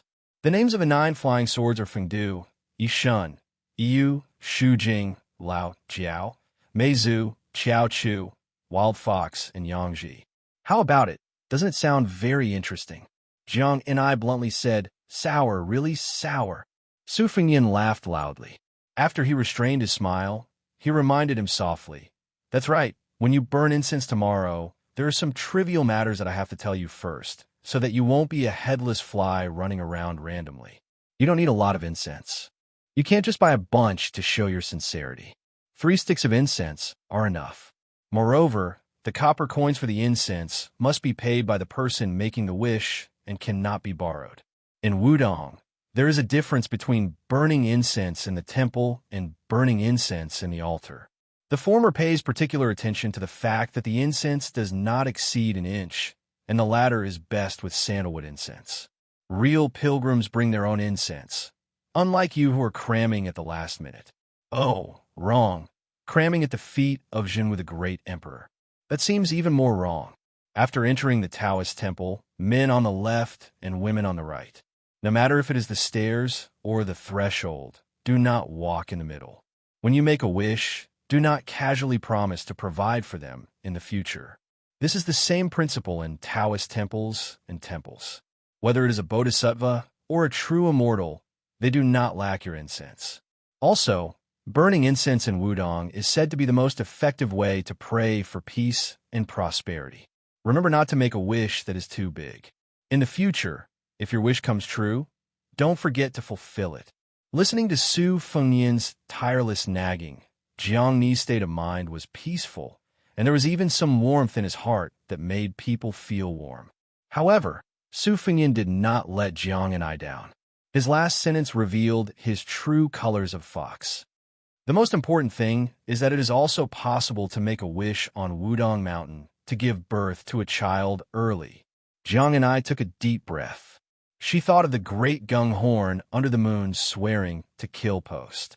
At the end, Jiang and I swore to kill Su Fengyan. Su Fengyan looked at the scenery of her chest, trembling when she breathed, and said with a smile, "Little clay figurine, a scholar who has been away for 3 days must be looked at with new eyes." Jiang and I sneered. She was no longer the little clay figurine who always lost in bickering in the past. Now, she had a bit of the style of His Majesty the Emperor of West Chu. The next day, the sky was slightly bright, when a melodious morning bell of Wudong Mountain sounded at the same time. On the square outside of Wudong Mountain's main peak, Big Lotus Peak, stood hundreds of Wudong Taoist priests of various generations. Not only that, there were hundreds of pilgrims who either stayed here last night or climbed the mountain in the dark. Together, they practiced the fist technique that was said to be found by the previous chief Hong Shixiang from ancient books. It was round and smooth, fair and peaceful. There were 3 people leading the fist technique. The current chief of Wudong, Li Yufu, and his disciple, Yufu. There was also the king of Bailiang, Su Fengyan, who wore a green robe and a jade pendant. A cool breeze blew gently. It was natural. The mountain was full of fog, immortal air, chivalrous air, and spiritual air. Jiang and I, who had originally vowed to burn incense alone, secretly stood at the back of the square. She stood on her tiptoes and looked at the slender figure. Hearing the shameless whispers of many female pilgrims, she smiled and 2 dimples appeared on both sides of her cheeks. After Jiang and I finished practicing with Su Fengyan, she openly walked through the crowd. Under the eyes of everyone, especially those women, she blushed slightly and took his hand. He said last night that his martial arts practice began at Wudong Mountain. Then his Jianghu should also end at Wudong Mountain. Between the beginning and the end, and even after the beginning, there would be her. Chapter 1771. In the battle between the 2 countries, the spies died first. In the battle between the 2 countries, the scouts died first. In the Battle of Liangmeng, the spies and scouts all died. In the 2nd year of Liang Xiangfu, in the heat of the summer, the battle had not yet officially begun, but outside the Northwest Pass there was already an atmosphere of impending mountain rain. Unlike the spies on both sides of the border who were wandering around and watching each other, after the furious Empress of Beimang issued an order, groups of Bailiang crossbowmen and Beimang cavalry began to exchange lives with each other, almost fighting to the death when they saw each other. In a short period of 20 days, more than 40 battles, big and small, the Bailiang's white horse crossbowmen had already suffered more than 800 casualties. Dongzhu's Black Crow cavalry and Lu Gui's Black Fox cavalry were the main force of Beimang's scouts, and they had lost more than 1,000 cavalry. As for the mixed cavalry from the Southern Dynasty's Longwan border army, they were even more numerous. In the world, probably only on this battlefield where yellow sand was flying could there be such extravagant large-scale battles between the enemy and their own side. It should be known that in the history of the Central Plains, there was no lack of records of a few hundred roving bandits being able to plunder several provinces, so much so that the capital was shaken. From this, it could be seen that whether it was the scouts of the front line, the light cavalry in the field, or the heavy cavalry used to make the final decision, Liangmeng had reached the peak of cavalry battle strength that would make later generations gasp in amazement. As the situation of the scouts on the border around Hoda City became more and more desperate, this also meant that their military strength was even greater than the previous Beimang army, and they were about to stake everything on one throw and move out in full force. When the time came, the grassland would be empty, and they would mobilize all their troops and horses to the south and kowtow to Liangzhou. Before autumn, a battle decided that most of the scouts on both sides of Liangmeng were unable to last until autumn. Yelu Chukai, the brother-in-law of the previous southern courtyard Great King Dongzhua, the commander of the Black Fox Bars, and Lin Fu, the trusted aide and favorite general of the great General Lu Gui, the commander of the Black Fox Bars, used 200 Qi-long pass horse bars to lure the enemy deep into the Dragon Eye Plains, with a total of 1,400 elite cavalry. They lured Sun Ji, one of the 3 captains of the Liangzhou White Horse Crossbowmen, into charging alone into the hinterland of the Dragon Eye Plains, about 160 li north of the Huda city. Captain Sun Ji died on the spot, while the other 3 captains died on the way to the rear. Only 120 crossbowmen managed to break out of the siege and retreated to the southern end of the Dragon Eye Plains. All of them were wounded, but they were still cut off by Lin Fu's 200 Black Fox Bars. At this time, the cavalry under Lin Fu's command was between more than 100 Bailiang crossbowmen and Huda city. Behind him, the silhouette of the former most majestic city at the border of the Liang dynasty could be faintly seen. After Dongzhuo broke into the city, he had climbed up the city wall and personally broken a flag with the word Su. Lin Fu was wearing light armor and riding an extraordinarily handsome rouge horse. He was a remnant of the spring and autumn period who had personally experienced Lu Gui's journey to the north. Originally, Lu Gui had used his military exploits to become the main force of Lu Gui's army. Logically speaking, he didn't need to personally lead the army and participate in this scout battle. However, the Black Fox Bars were old generals' blood, sweat, and tears. Furthermore, Lin Fu, whose ancestors were from a prominent family in the central plains of Qing province, also had an old score to settle with the Su family. Thus, he wanted to collect some interest first. Moreover, although there weren't many scouts on either side, it was obvious that the emperor and a large group of generals were all staring at the battle reports that were sent to the imperial court. Even his benefactor, Lu Gui, who had never had any unique experience as an official, had told him in private that Lin Fu had to perform well this time. Whether or not Lin Fu could advance further in the future, and whether or not he could turn from Lu Gui's trusted aide to an important official of the Southern Dynasty, depended on this battle. Previously, Lin Fu, who had chased after the stray dogs of Bailiang all the way to the south and didn't engage in close combat, had been very leisurely. He hadn't drawn his bow or drawn his saber. Therefore, the 200 Black Fox Bars beside him, who had been conserving their strength, were naturally more powerful than the wounded crossbowmen in front of him. In the end, they suddenly sped up and circled to the front of the Bailiang cavalry, looking very relaxed. The Bailiang cavalry was the best in the world, and the White Horse crossbowmen were crowned the Liang cavalry. Sitting high on his horse, Lin Fu couldn't help but snort. It wasn't that he underestimated the strength of the Bailiang crossbowmen responsible for the direction of Huda city, but as a general, Lin Fu didn't think it was worth it to die in such a cowardly manner when the enemy had such a large disparity in numbers. At the same time, Lin Fu also felt that it wasn't enough to fight to his heart's content. There were 3 groups of cavalry outside of Liangzhou's pass. The veteran Captain Sun Ji was in the middle. Wei Tumu was stationed at the border of Liangzhou's Liangyu region, where the 2 heavy cavalry groups of Bailiang had quietly exited the pass, and the new young Captain Li Hanlin's 600 cavalry mainly roamed to the north of the Qingyuan military town in Liangzhou's west gate.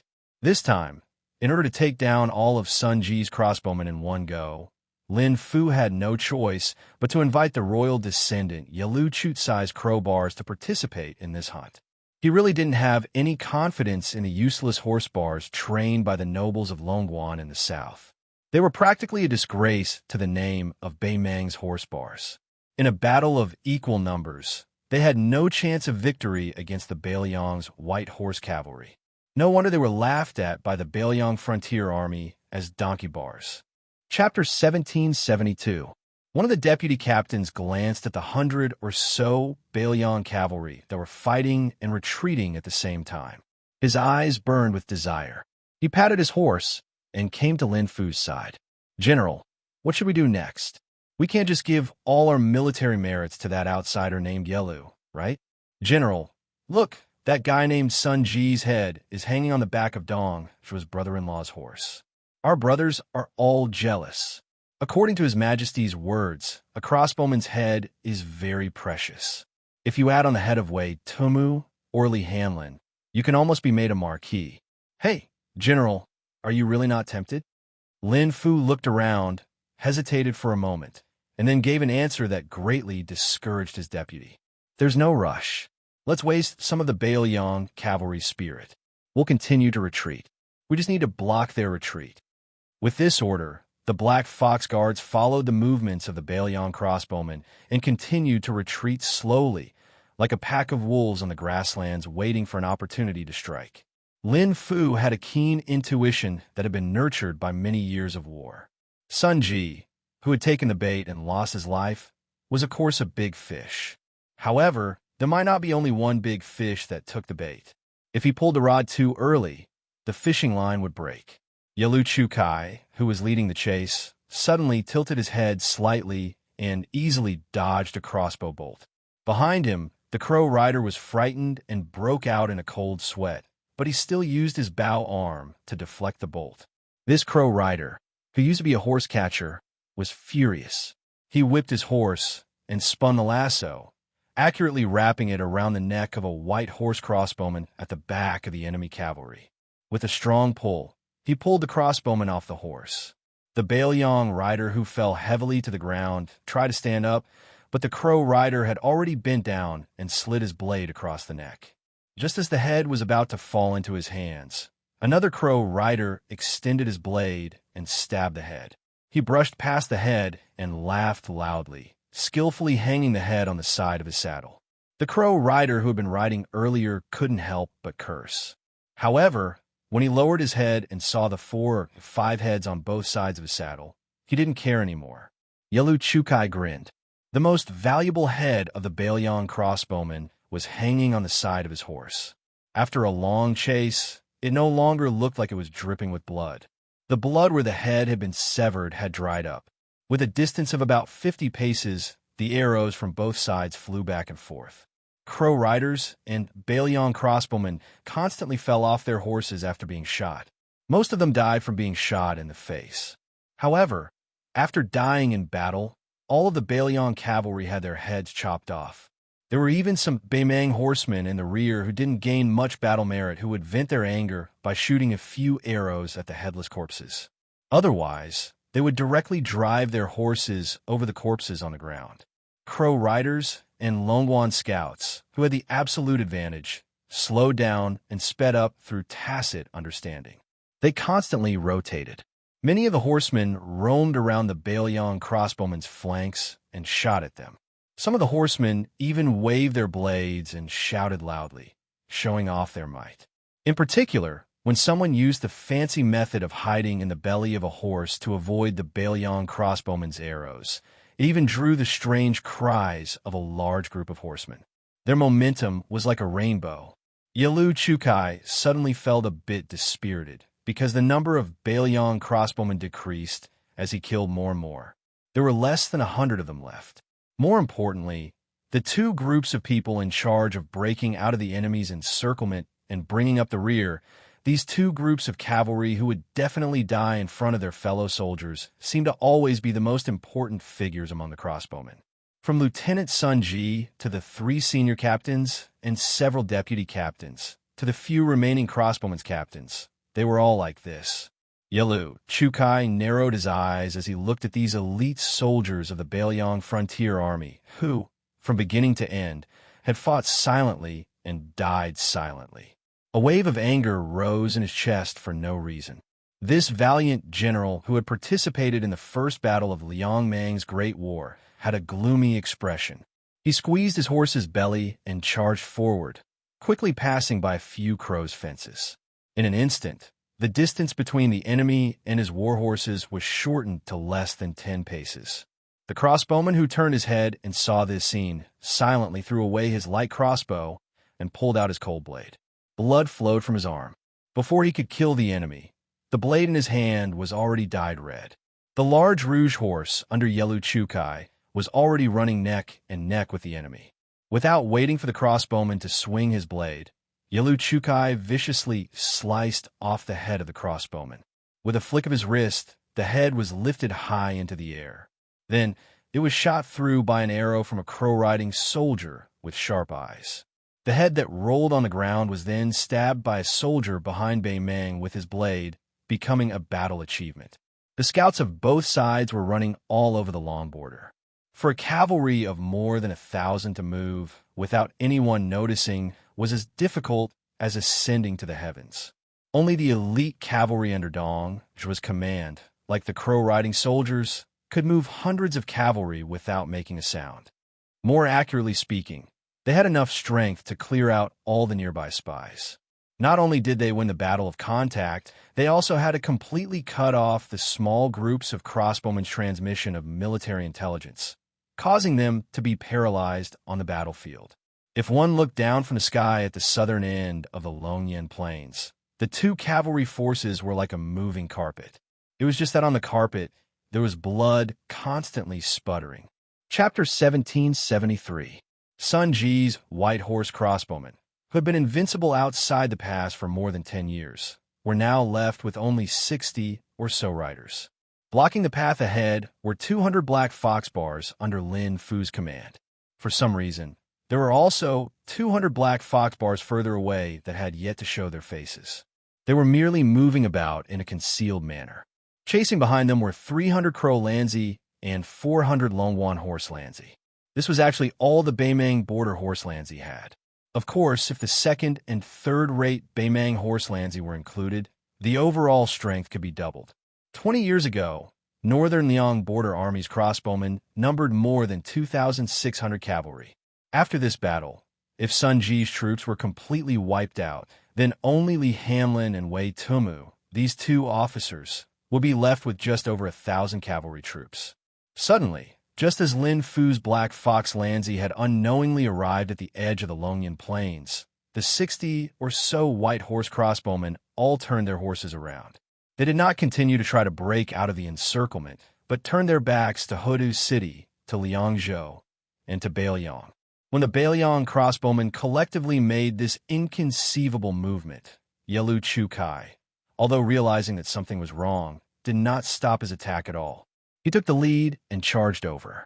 In his view, even if something unexpected happened, as long as he could swallow up these remnants, there was nothing wrong with it. Brother-in-law Dong Zhuo had a catchphrase, saying that the good things in the world were only truly good things when they were in one's pocket. Otherwise, no matter how good something was, as long as it was not in one's hands, it was useless. In a close-distance cavalry battle, the Liangmeng cavalry all drew their blades in tacit understanding. At this time, two bugle horns sounded from different places, vigorous and solemn. It was as if they were paying tribute to the dead, to the comrades who had lost their heads. In a battle of scouts, the bugle horn should not have appeared on the battlefield. Lin Fu and Yelu Chukai, the two commanders of the horse Lanzi, followed the sudden bugle horn and looked in different directions. Lin Fu looked into the distance to the right, where a cavalry troop covered in blood was charging over. A tall and sturdy Beiliang cavalry general raised the head of a Beimeng horse Lanzi, roaring angrily. Beiliang crossbowman Wei Mushing is here. The 200 Black Fox Lanzi are all dead. Meanwhile, in Yelu Chutsai's line of sight, a cavalry troop numbering around 500 solemn, breaking through the yellow sand and dust, galloping over. The cavalry general in the lead silently said, "Sun Ji, Commander, I, Lin Hamlin, will wipe out the Crow Lanzi. The riders at his side were all comrades who had slaughtered their way into Southern Dynasty's gentleman's pavilion military town, uprooting countless Northern Mang beacons along the way. Zongpuzi Lu Do, Lishuriwe, Fong Hutu. At this moment, Lin Fu and Yelu Chukai understood that even without mentioning the Longwan scouts, just their Crow Lanzi and Black Fox Lanzi, even if they encountered other large-scale Beiliang cavalry, even if there were tens of thousands of Beiliang light cavalry troops, the two horse Lanzi would still be able to safely retreat. Unfortunately, they encountered those two white horse crossbowmen, unable to escape, unable to retreat. Yelu Chukai turned his head to look at the strange horse Lanzi mixed in with the cavalry on his side. They did not carry bows or sabers, and did not even wear armor.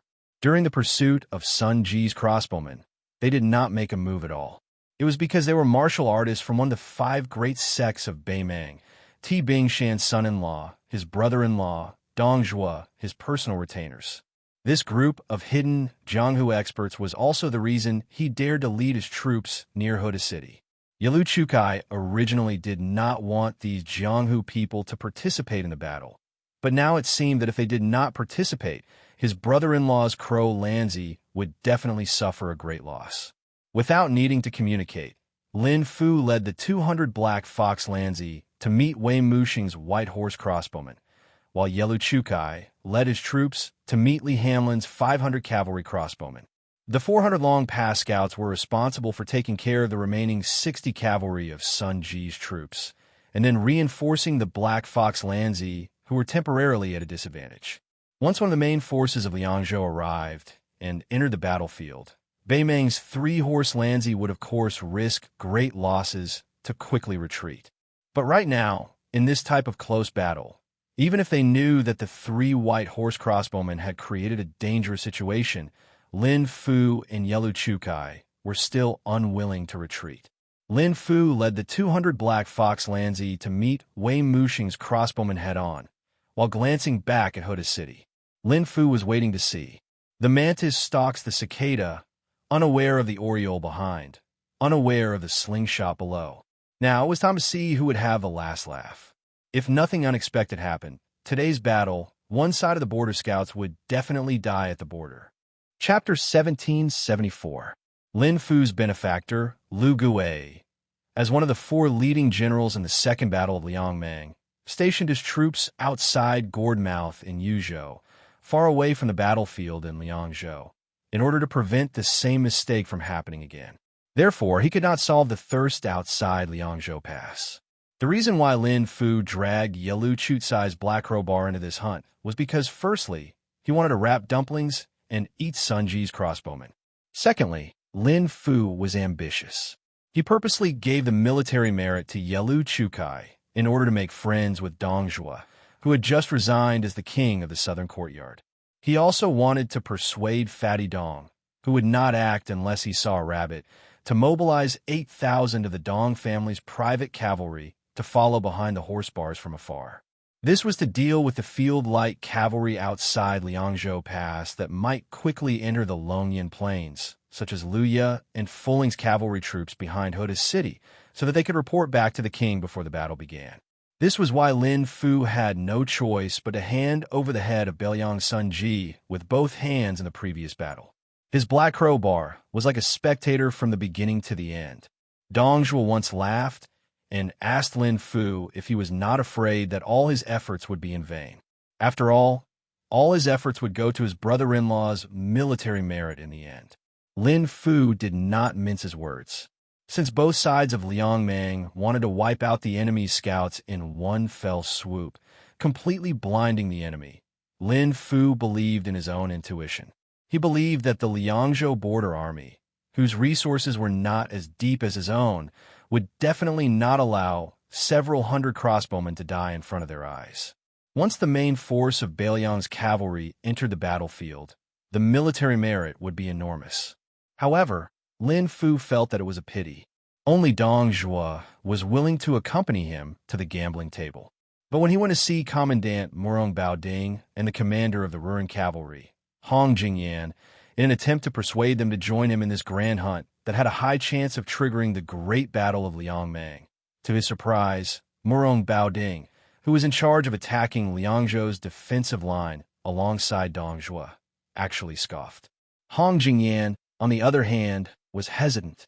In the end, the Ruren cavalry was temporarily under Murong Baoding's command. Without a military order, the Ruren cavalry could not be mobilized on their own accord. As the Black Fox Guards and the White Horse crossbowmen drew closer and closer, Lin Fu suddenly saw a comical sight. Beside Lieutenant Wei Muxing's horse was a child who could barely be called a youth, riding on a large horse.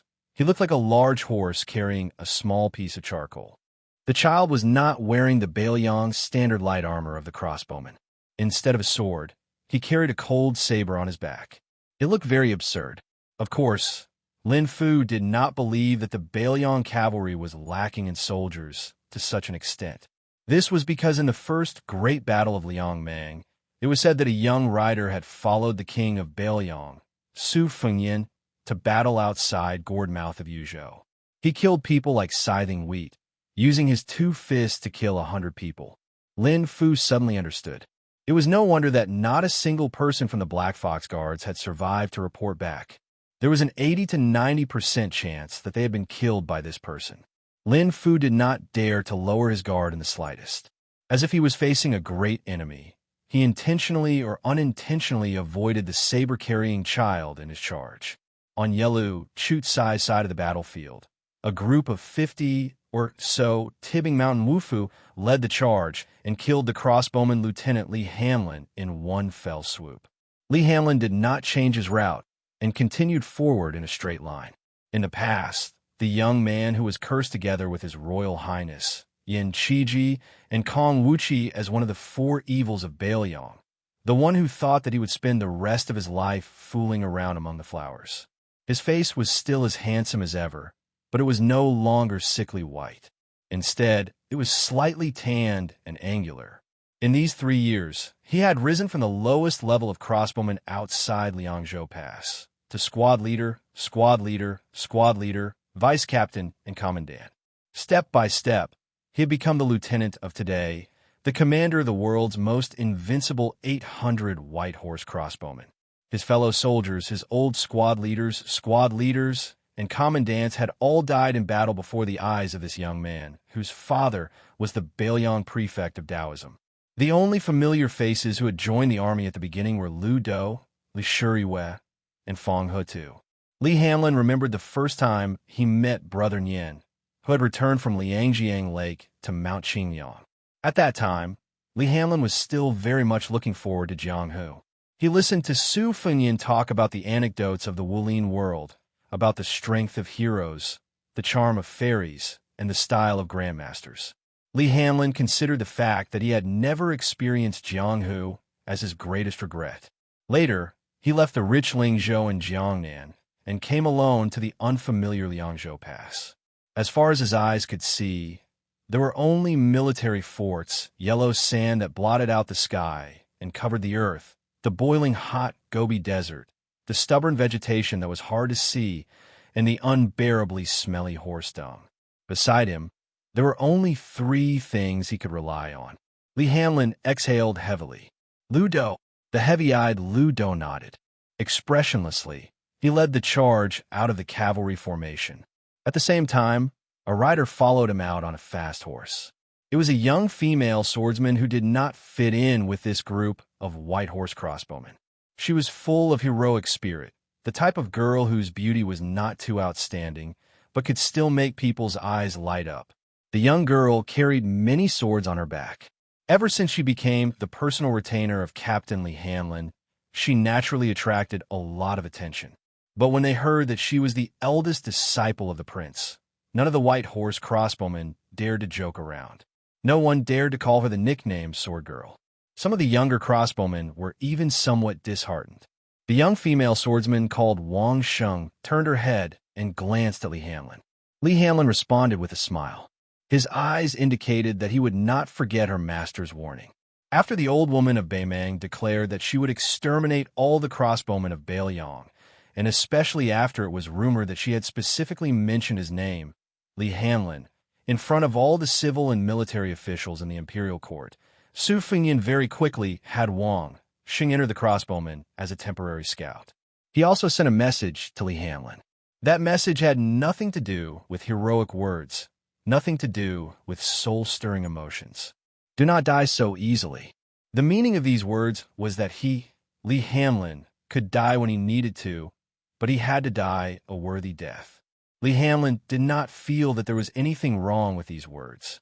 On the contrary, as a crossbowman captain who was used to a military life and had seen many deaths, he felt that only such words were worthy of their 20 years of brotherly love.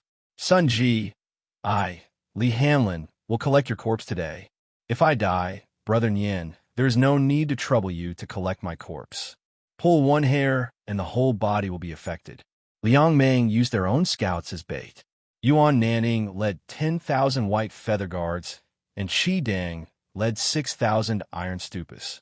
Based on the strategy of the Huayang Pass, they entered the battlefield of the dragon one after the other.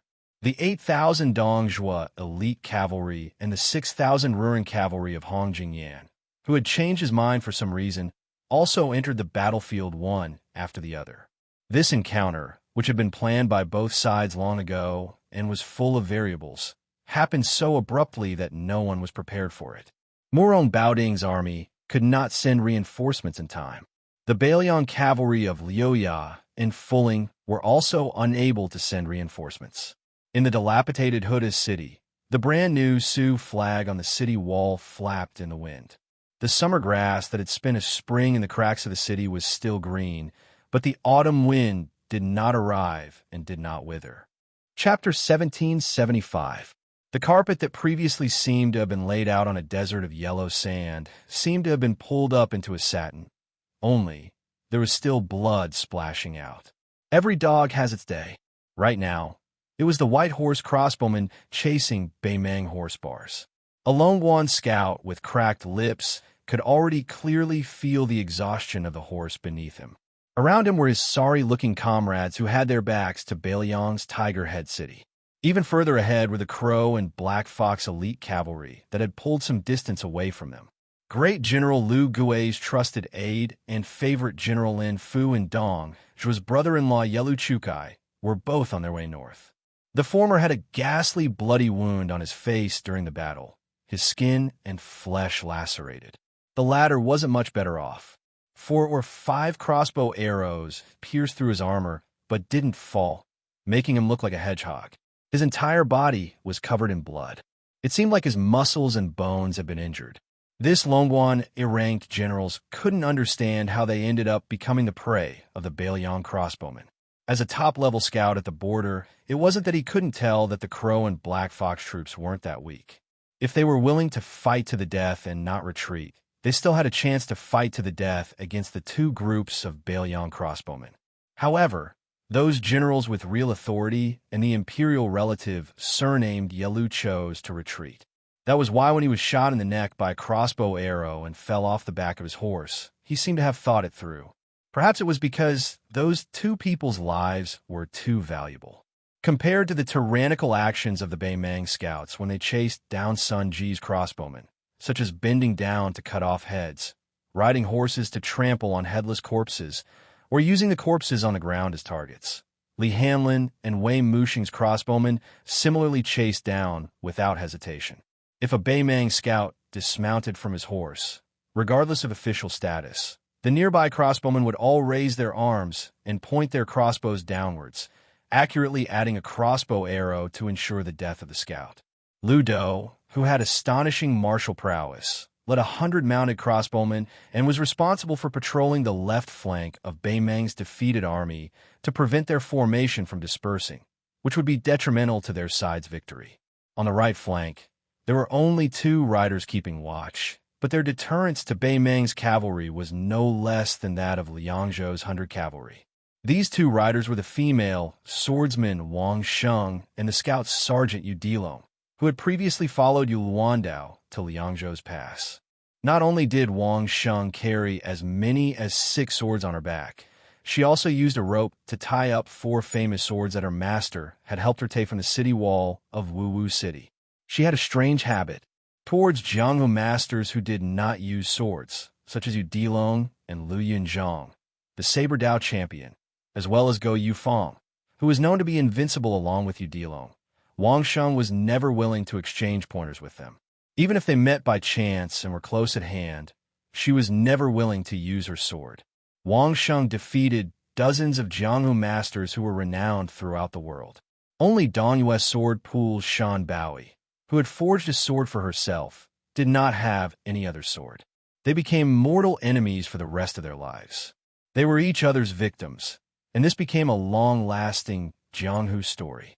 Wang Sheng had defeated dozens of Jianghu masters who were renowned throughout the world. Wang Sheng had defeated dozens of Jianghu masters who were renowned throughout the world.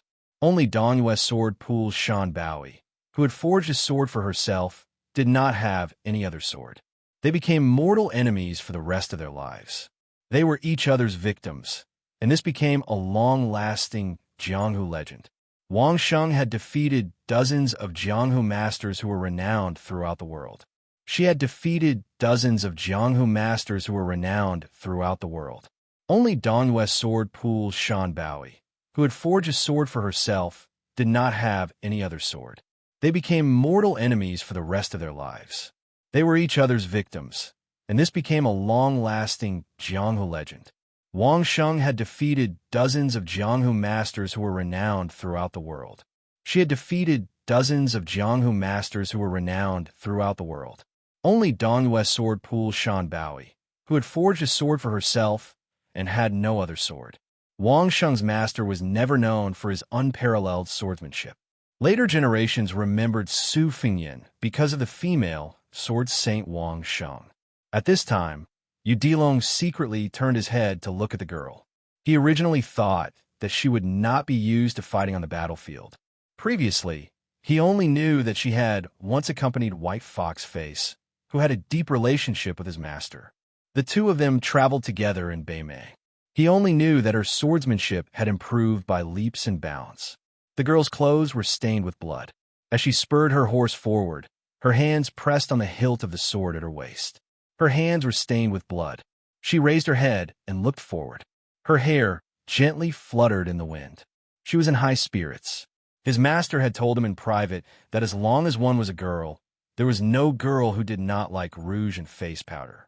The reason why Yu Dilong asked his master for the reward money for his military exploits, other than sending it to Annie Pei to repair the small courtyard, was that he wanted to secretly save some money. However, Yu Dilong was still young. He felt that even if he bought those feminine things, he might not be able to give them away. What do you mean by extreme love for the sword? My life is devoted to the sword. In the next 100 years, he would be honored as the most powerful man in the world. He did not use weapons his entire life. He defeated all the heroes in the world except for Go Yufeng with his bare hands. It was said that he did not have a girl he liked, but year after year, he would personally buy a few boxes of rouge. In the end, he would pile them up in a house like a mountain. Many years later, an old man who had lived for nearly 2 decades opened the door of the house. The old man with snow-white hair and brows sat alone on the threshold. He looked back and seemed to see a dark-skinned girl with her hands behind her back, picking and choosing in front of the Rouge Mountain. Wei Musheng, who was bathed in blood, rode his horse to Li Hanlin's side. He said in a hoarse voice, "Captain Li, these barbarians are unwilling to fight with all their might. Something is not right. Crow Lanzi and us crossbowmen are sworn enemies. They have never been soft-hearted. It seems like they have a backup plan like us. Be careful of ambushes." Li Hanlin casually spat out a mouthful of blood and raised his head to look at the sky. He then nodded and said in a low voice, "Captain Wei, your troops have suffered heavy casualties. Leave the pursuit to us for the time being. If you can take the opportunity to change horses, then change horses. There is no need to worry about wasting time. Once you encounter a large group of Beimang cavalry, you will need to stall for time. You must hold on until Yuan Nanting's white feather-light cavalry arrives on the battlefield. According to previous intelligence reports, I believe that with the current deployment of Beimang's Dongjua and Murong Baoding, they will not be able to transfer too many cavalry troops to deal with this battle. We still have Qidong's Iron Stupa. When the time comes, whether we fight or retreat, we will have room to maneuver." Chapter 1776. After pondering for a moment, Wei Musheng said with a murderous look, "Dongshu, that bastard, is determined to compete with our Yuzhou army with infantrymen after all. The number of cavalrymen under this fatty's command is small. With General Yuan Nanding and General Qi Dangwa supporting us, even if there are some unexpected changes, we will still be in an invincible position. We can fight this battle with all our might." Li Hanlin revealed a bitter smile. Wei Musheng hesitated for a second before saying, "Now that we want to lure the snake out of its hole, Beimang barbarians are not all idiots." At that time, Sun Ji proposed that we 3 draw lots. Whoever gets the first one will be the bait. To be honest, When Sun Ji got the first one, I felt lucky. It's not that I, Wei Musheng, was afraid that my 500 to 600 brothers would die with me. Captain Li, you don't have to blame yourself too much. Old Wei's heart is actually clear. You were the one who suggested this plan to the Protectorate Manor, and you were the one who wanted to be the bait the most. No one could be blamed but you. If Sun Ji wants to blame someone, he can only blame his bad luck and his blindness for having such a disloyal brother like me. Li Hanlin shook his head and raised his arm to wipe off the blood at the corner of his mouth. Sun Ji was the one who suggested the drawing of lots. He also prepared the objects for the drawing of lots himself. In the end, Sun Ji was the first to draw the lot. Lieutenant Wei, do you really not understand? Wei Mushing stared blankly for a moment before he smiled sadly. What a good General Sun Ji. What a good General Sun Mingho. He fought countless fierce battles in his life, but he didn't even get injured that many times. So in the end, he just returned his good fortune to the heavens. Li Hanlin wanted to say something, but stopped on second thought. In the end, he didn't say it out. Sun Ji and Wei Mushing were from the same hometown of Yinji Prefecture in Yuzhou. When they were young, they looked down on the local Yuzhou infantry and joined the Liangzhou border army together. They were both once low-level soldiers in the Torch Battalion, the predecessor of Bailiang's crossbowmen, and were highly valued by Hu Kuei. Later on, the two brothers' advancement was roughly the same.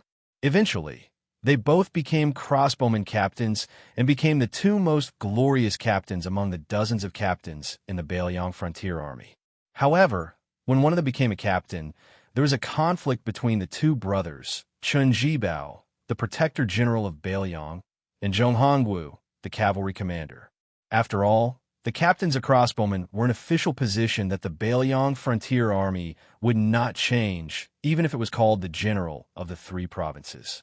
It was not simply a special position that could be explained by the words high official and generous salary. In the end, Sun Ji, who had the backing of the old Huaihua great general Zhong Hongwu, was the first to become a captain. When Zhong Hongwu had yet to retire in a fit of anger, his power in the frontier army was at its peak. As a result, Wei Musheng, who had a slightly better military exploits, continued to hold the position of captain for 2 more years. As a result, one of the two brothers went to his hometown in Yuzhou to celebrate the new year while the other stayed in the frontier army. After Li Hanlin had drawn lots at Fuling Military Town, he and Sun Ji walked together on the street. The two people who were not familiar with each other did not talk much. Sun Ji had always been a ruffian in the Bailiang Frontier Army, but he was also popular. He dared to throw a tantrum at General Su Xiao and ask for horses and money, and also dared to joke around with veteran generals like Yan Wenwan and He Zhonghu. Even Liu Jinu of Huda City was willing to call Sun Ji his brother. In contrast, the taciturn Wei Mushing was much inferior, especially after his backer Chen Jibao betrayed Bailiang in the past. As for Li Hanlin, the son of Administrator Li Gongda, his meteoric rise to become a crossbowman captain, many of the generals of the frontier army speculated that ultimately it was because the new young prince was not at ease with the white horse crossbowmen in Bailiang. During the conversation on the street of Fuling Military Town, Li Hanlin had told Sun Ji why he had become a crossbowman in the frontier army. He was very open and honest, and Sun Ji did not feel that it was a matter of 300 taels of silver being hidden here. Sun Ji talked about Hu Kuei and Zhong Hongwu, these two important people in the officialdom.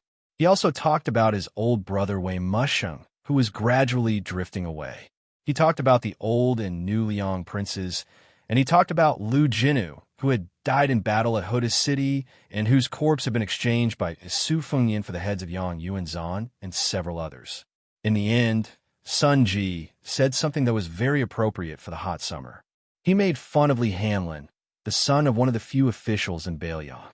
He said that in the summer, the wealthy people of Lingzhou not only had resorts to avoid the heat, they could also enjoy quite a few luxurious foods to avoid the heat. He said that in the early years of his life, he had always had a dream, which was that in the future, when he could no longer fight, he would bring his family to Lingzhou to retire. When that time came, he would definitely let Li Hanlin, this rich person, do the honors of being a host. At the time, Li Hanlin did not know what to say. He could only smile and say that in the summer, every rich person in Lingzhou would have a food called immortal grass. It was a local thing that was sent from the distant Nanjiang Road to Lingzhou and Beiliang. After it was ground, it was added with ice and made into a large bowl of cold jelly. With one bite, it was truly cool like an immortal. At the time, Sun Ji was walking on the street in armor.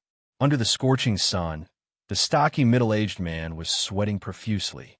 He closed his eyes and smacked his lips.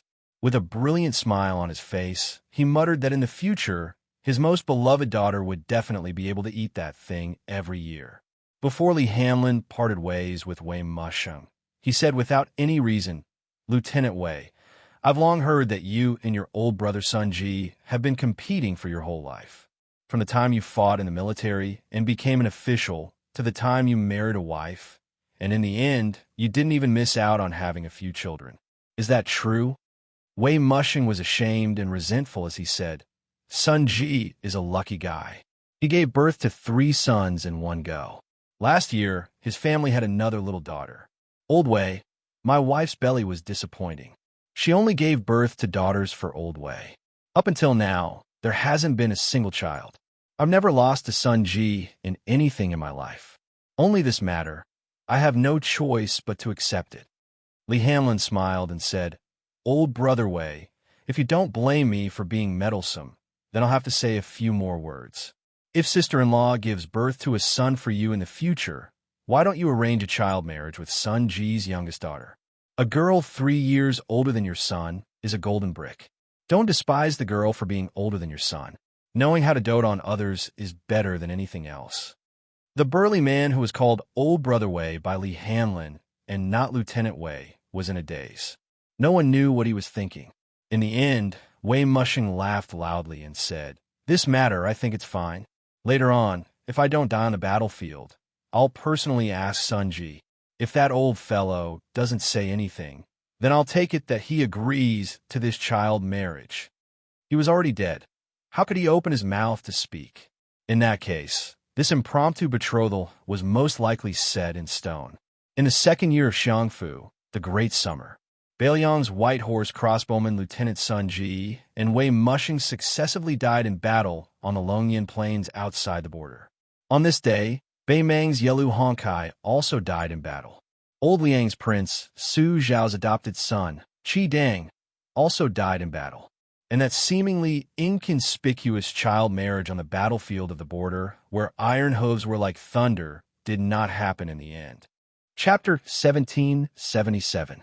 Bei Meng's various horse bars that belonged to different factions had already been routed to the previously set-up ambush. Ballista Colonel Sun Ji had died in battle here. The white horse ballista soldiers chased after them like a hot knife through butter. Their casualties were extremely low. Occasionally, a rider would be injured by an arrow and unable to continue fighting. They would dismount and search for the headless corpses of their fellow soldiers who had died in the retreat and place them on the back of their horses. Along the way, many of the Bei Meng horse bars' ownerless mounts paced back and forth around the corpses lying in pools of blood on the ground. From time to time, they would lower their heads to lightly touch the corpses in an attempt to wake up the Beiliang Frontier Army soldiers who had fallen off their horses after being shot down by the Bei Meng cavalry. Meanwhile, most of these war horses had 1 or 2 heads of Sun Ji's ballista soldiers hanging near their saddles. Li Hanlin and Wei Musheng's 2 wounded ballista soldiers silently turned around and headed south. Along the way, they collected the corpses and retrieved the heads. They continuously gathered up the lonely Beiliang war horses that were scattered all over the place. If there were war horses that were still breathing, the ballista soldiers wouldn't ignore them either. They would squat down and pat their heads, and then quickly stab their blades into the horses' necks to give them a quick death. The Beiliang Frontier Army Iron Cavalry. Almost everyone believed that the war horses that they viewed as their wives in this life would definitely be reincarnated as humans in the next life and become part of the Beiliang Frontier Army like them. They would be able to fight side by side again. In operas, it was always said that a jar cannot escape breaking by the well, and a general will not leave the battlefield until he dies. However, No matter how soul-stirring an opera was, it would never be able to express the sorrow of the battle on the battlefield. Crow Ballistic Commander Yelu Chukai and Black Fox Ballistic Commander Lin Fu rode side by side. Behind the two, there were no longer any Longwan scouts in sight. Most of the ballista soldiers had already died under the ballista and cold blades of the White Horse ballista soldiers. Lin Fu, who had a bloody groove on his face, was gasping for air. Every time he breathed, he would pull at the wound that was so deep that his bones could be seen. Yelu Chukai casually broke a crossbow bolt that was nailed into his shoulder. Looking back, he saw that all of the Longwan ballista soldiers had fallen on the Longyan plains. Crow and Black Fox ballista's fighting strength was also less than 40%. Yelu Chukai suddenly frowned. Why are the ballista soldiers behind us slowing down their horses? Could it be that Li and Wei Mushing have begun to realize our intentions? As long as they advance another 30 miles to the north, my brother-in-law's 8,000 cavalry will be able to form an encirclement. Lin Fu, this time, whether or not we can wipe out Bailiang's 3 ballista soldiers will depend on whether or not the Bailiang is willing to let us continue the 30-li journey. Do you have any ideas? Lin Fu endured the pain and laughed. How can I not have any ideas? Just kill them. It depends on whether or not you, Yelu Chukai, are willing to pay the price. Although Yelu Chukai had always been scolded by Dong Zhuo as an idiot, he was, after all, an experienced commander. But Lin Fu didn't want to expose him, so he still had a compassionate heart. Yelu Chukai took a deep breath and made a hand gesture, summoning one of the Crow ballista soldiers. Without needing Yelu Chukai to say anything, the valiant lieutenant who had fought alongside Dong Zhuo since his youth grinned at Yelu Chukai. He didn't say anything and simply nodded. He turned his horse around and shouted a few words. Then he led the 80 or so elite Crow ballista soldiers to slow down and quickly fell behind. At the same time, Lin Fu's Black Fox ballista soldiers also did the same. Both sides were determined to completely cut off the pursuit of the ballista soldiers. When Li Hanlin's men, who were in charge of the pursuit, slowed down, Wei Mushing immediately rushed to Li Hanlin's side.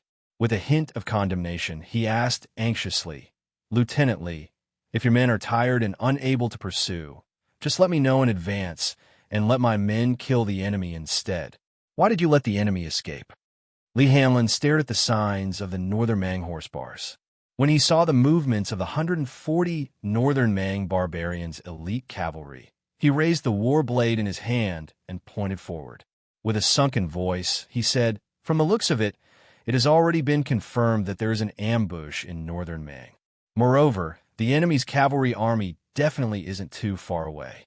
Otherwise, Crowbar and Black Fox Bar wouldn't have sent those 100 or so cavalry to their deaths on purpose. Old Brother Wei, your troops still shouldn't make a move. Continue to preserve your strength. The real battle to the death is yet to come. Yuan Nanting's white feather-light cavalry will arrive soon. I like to see who will eat who." The reason Northern Mang headed south was to pass through Northern Liang and annex the Central Plains. Every single one of Northern Mang soldiers fought with their lives on the line for military merits and rewards. Our Bailiang, on the other hand, was fighting for fewer deaths. It was different. Wei Mushing followed the direction of Li Hanlin's sword and indeed saw the 100 or so Baimang elites blocking the rear. It looked like they were trying to buy time for their commanders to escape the battlefield. Li Hanlin's face was suddenly filled with hostility. "It's not hard for you to die. 10th monthly, Tiger Head Fong. Each lead 100 riders and charge with me. This time, there's no need to conserve your strength. Just focus on killing." In the distance, Lu Do shouted, "Count me in."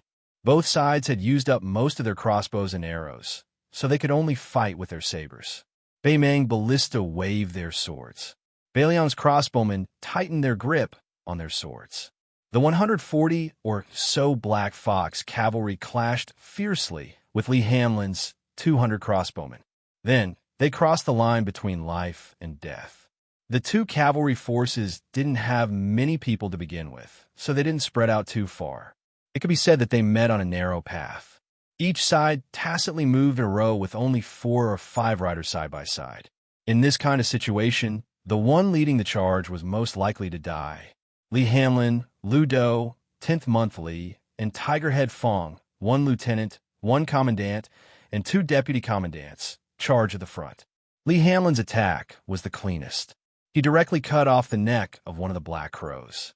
Lu Do, who was born with astonishing physical strength, attacked with great force. Not only did his blade cut off the enemy's swords, he even cut off the Black Fox's upper body. 10th Month Li's blade was the most exquisite. He twisted his head to avoid the enemy's slash and stabbed the Black Crow's throat with his cold blade. Tigerhead Fong was the only one who didn't kill the enemy. He only clashed heavily with Ma Lan's swords.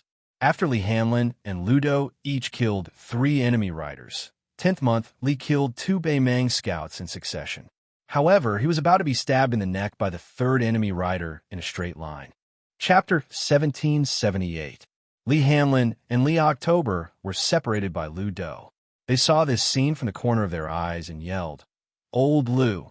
Almost at the same time, Lu Do turned to the side and grabbed the corpse of the enemy rider that had not fallen off his horse. He pulled it over and smashed it on the body of the scout that Li October was facing. Lu Do was still in the mood to smile at Li October, who had just dodged a bullet and seemed to say 6. Li October snorted coldly and ignored him.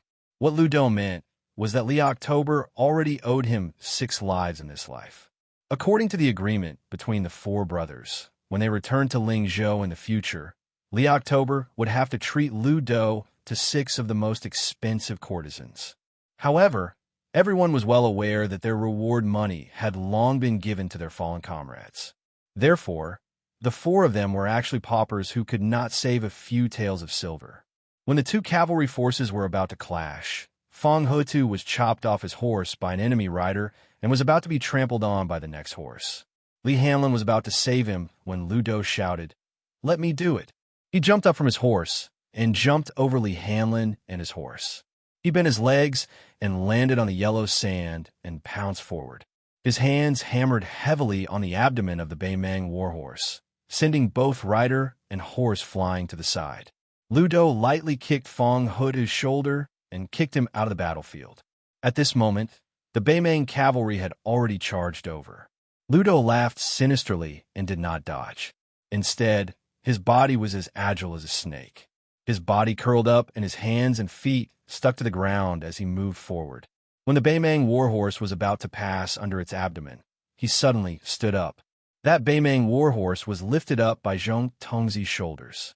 Ma Lanzi, who was on the back of the horse, was caught off guard and lost his balance. His head was cut off by a crossbowman who brushed past him. Li Hanlin couldn't care about anything else and could only focus on killing the enemy.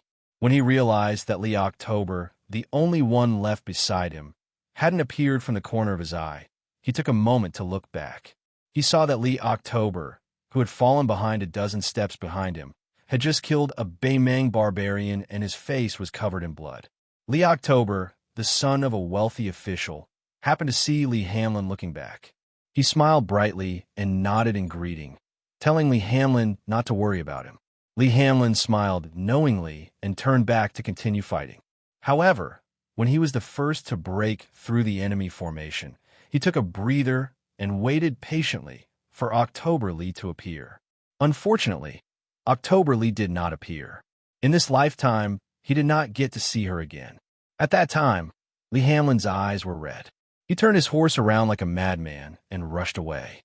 Finally, when the 140 Beimang elite scouts were all dead and the crossbowmen under Li Hanlin's command continued their pursuit, Li Hanlin finally found Li October. He lay in a pool of blood, staring at the sky with his eyes wide open. October Li's breathing gradually weakened. Li Hanlin sat on the ground and hugged him gently. Lu Do and Fong Hutu, who were covered in blood, sat across from Li Hanlin in a daze. Among the 4 of them, Fong Hutu, who was burly but had the most gentle personality, suddenly hugged his head and wailed, "It's all my fault. If I wasn't useless, old Lu wouldn't have had to save me. As long as old Lu kept an eye on October Li October, October Li October wouldn't have had to die. It's all my fault. A man who had suffered more than 30 wounds on the battlefield, but had never shed a tear, was sobbing uncontrollably. October Lee's lips quivered as if he wanted to say something, but also as if he wanted to shake his head. The pale Lee Hamlin looked up and said softly to Fong Hutu, "Hutu, don't say such things if you're a brother. Do you want October Lee to die uneasy?" Fong Hutu struggled to stop crying. He raised his arm to cover his mouth and looked at October Lee with tears all over his face. Ludo hurriedly wiped off the blood on his face. As a result, his face was now covered with blood. Ludo gently held October Lee's hand and said, "In Qingzhou province, we're very particular about keeping accounts with our brothers. It's natural for us to repay our debts. You, October Lee, owe me 6 lives. Don't try to deny it. Even if you can't pay it back in this life, you'll have to pay it back in the next life. Therefore, let's continue to be brothers." Lee Hamlin's lips trembled, but he didn't cry out like Fong Hutu. He looked at this youngster who had once said that studying was even more unbearable than being stabbed, looked at the 2 scars left on his chest by the Northern Mang warblade, looked at this youngster who had once said that the fortune teller said that he would die in the 10th month. Lee Hamlin squeezed out a smile. He lowered his head and said softly to October Lee, "October, you used to say that there was a beautiful girl at home, and that she was the best girl in the world. You also said that you wanted me to be your brother-in-law. But after you came to my house, you never mentioned it again. At that time, we went to Fong Hutu's house and also went to your house.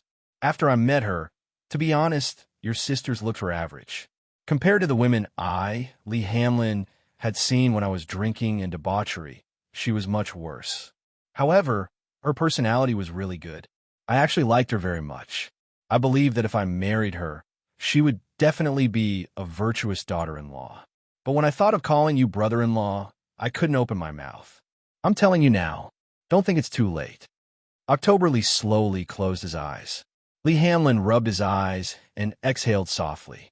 He turned to Fong Hutu and said, "Hutu, accompany October Lee and send him back to Qingyuan Army Town." Fong Hutu wanted to say something, but Lu Do shook his head at him. Lee Hamlin and Lu Do exchanged for a Liangzhou horse. Lee Hamlin looked into the distance and said, "I'll make up for October Lee. You take over for Hutu?" Lu Do nodded silently. Lu Do suddenly said, "Hamlin, do you really like October Lee's sister?" Lee Hamlin smiled without hesitation and said, "I didn't say those words because of October Lee. I really like her. I fell in love with her at first sight. It's an unreasonable kind of love." Ludo's eyes were gentle as he looked into the distance. "October Lee and Hutu only know that I'm from Qingzhou. But Hamlin, you should know more. You know that I was once a death warrior raised by Lu family in Qingzhou. I was also the retainer of King of Beiliang's concubine, Lu Qingyan." Lee Hamlin grunted and said, "The girl you like is also worthy of your love. That's enough." Ludo laughed for the first time and said, "She likes that person. I admit defeat wholeheartedly. I, Ludo, have you 3 as my friend in this life. That's enough." Lee Hamlin turned to look at Fong Hutu's horse gradually disappearing into the distance. He whispered, "October Lee is most afraid of ghosts. You don't have to be afraid anymore."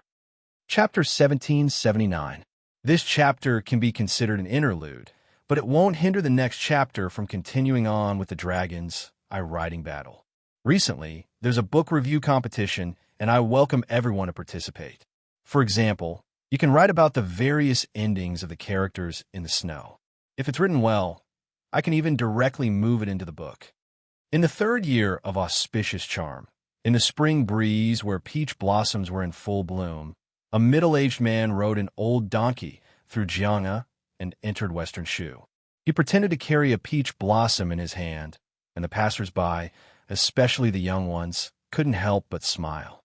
Oh, it's another Jianghu person who admires the sword god Dong Tai. However, there were rumors in Jianghu that the peach blossom sword god was not only like a crane in a flock of chickens in the current Jianghu, but he was also very handsome. As for the appearance of the uncle in front of him, it was really a bit unpresentable. The ordinary-looking man leisurely rode the donkey and looked at the scenery of Shu. He walked and stopped and was not in a hurry. The reason he entered Shu was because he received a letter from his disciple in a familiar restaurant. The letter said that he liked a girl, and it was about time for him to talk about marriage. He wanted him, his master, to be the matchmaker. In the letter, his disciple reminded him many times not to go to Western Shu in a sloppy manner, not to mention helping his disciple gain face. But after all, Jianghu people believed that like master, like disciple. If the master was not capable, how good could the disciple be? Therefore, master, you must tidy yourself up, or else the girl's family would not be at ease, leaving their daughter in his hands. After the man received the letter, he was not as inattentive as before. He really put his heart into it. He borrowed 30 taels of silver from the manager of the restaurant and bought 2 sets of new clothes. Only then did he travel from the distant Jianzhou to Western Shu. The letter was sent half a year ago. Fortunately, the disciple knew that his master was always wandering around, so he pushed the date to half a year later. At the end of the letter, the disciple vowed that if he saw the letter late, it was fine. He, as the disciple, could wait patiently for his master. This man, who had used and forged swords before, but had never carried a sword, was hesitating on whether he should buy a sword and hang it on his waist. This was because his disciple's letter said that the girl he liked was from a wealthy family in Western Shu. Everyone in the gang, from the leader to the odd-job disciples, used swords. Even the names of the swords were very charming. The leader's sword was called Huazhu, and the chief consecrator's sword was called Mandrill, which was on the great weapon list. Even the outer disciples who were familiar with each other named their swords grandly. Most importantly, the leader's daughter, who was the girl his disciple liked, happened to have a sword named Peach Blossom.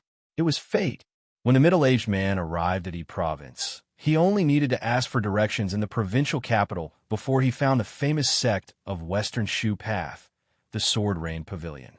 It was said that every time there was a grand occasion, all 300 swordsmen of the Sword Rain Pavilion would climb up the 6-story main building together and throw their swords out at the same time. The swords would fall like rain. Although the rain of swords, the pavilion was not well known in the entire Liang Lake. It was not as famous as the Spring Invitation Cottage that had a beauty critic. However, it was indeed one of the top sects in the territory of West Shu. There was a saying that the West Shu Sword Pavilion came out of the Rain Pavilion. Back in the days, the West Shu Sword Emperor, who later swore to guard the city gate in front of the Su family's cavalry, had gone to the main pavilion many times and personally commented on the sword skills of the outstanding disciples in the Sword Rain Pavilion.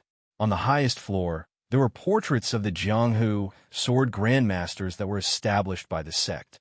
They were used to encourage the disciples to persevere and sharpen their sword hearts. For example, there was the great Feng sword deity Ji Xinding, who was in the same generation as Gao Shilu, the great demon Lu Songtao from 100 years ago. In recent years, there were portraits of Jian Jiahuang, Song Yinqing, Qi Jiajia, and Chai Qingshan.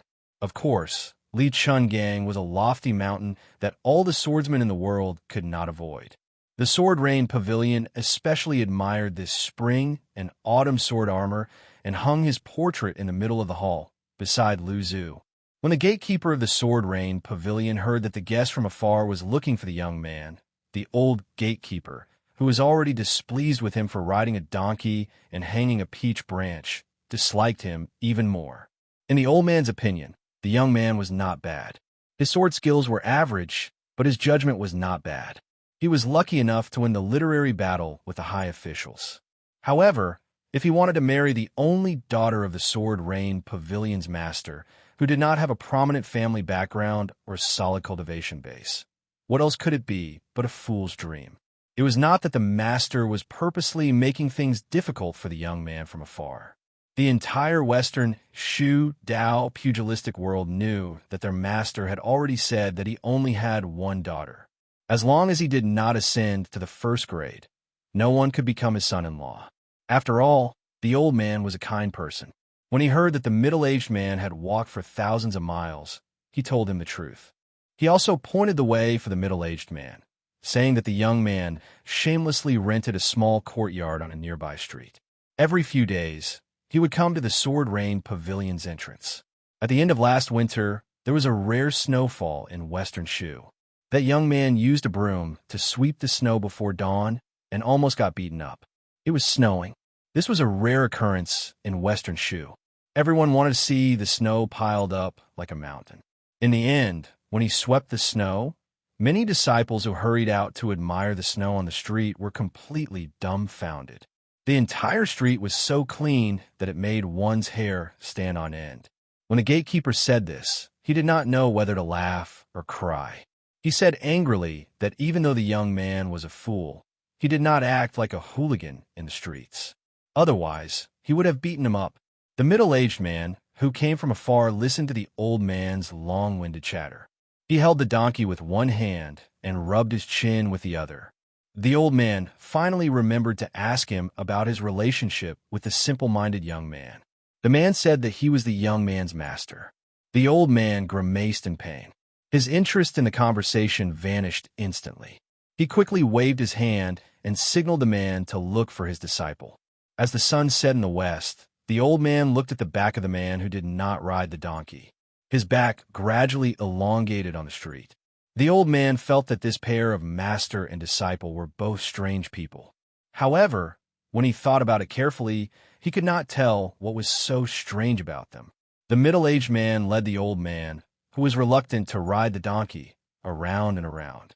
It was not easy for him to find a shabby courtyard in a shabby alley. He stood at the door and suddenly felt guilty.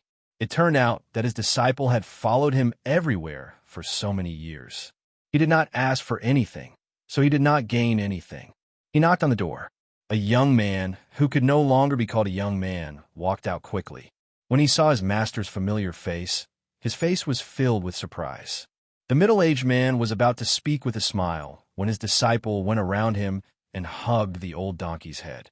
This made the middle-aged man, who thought too highly of himself, feel a little hurt.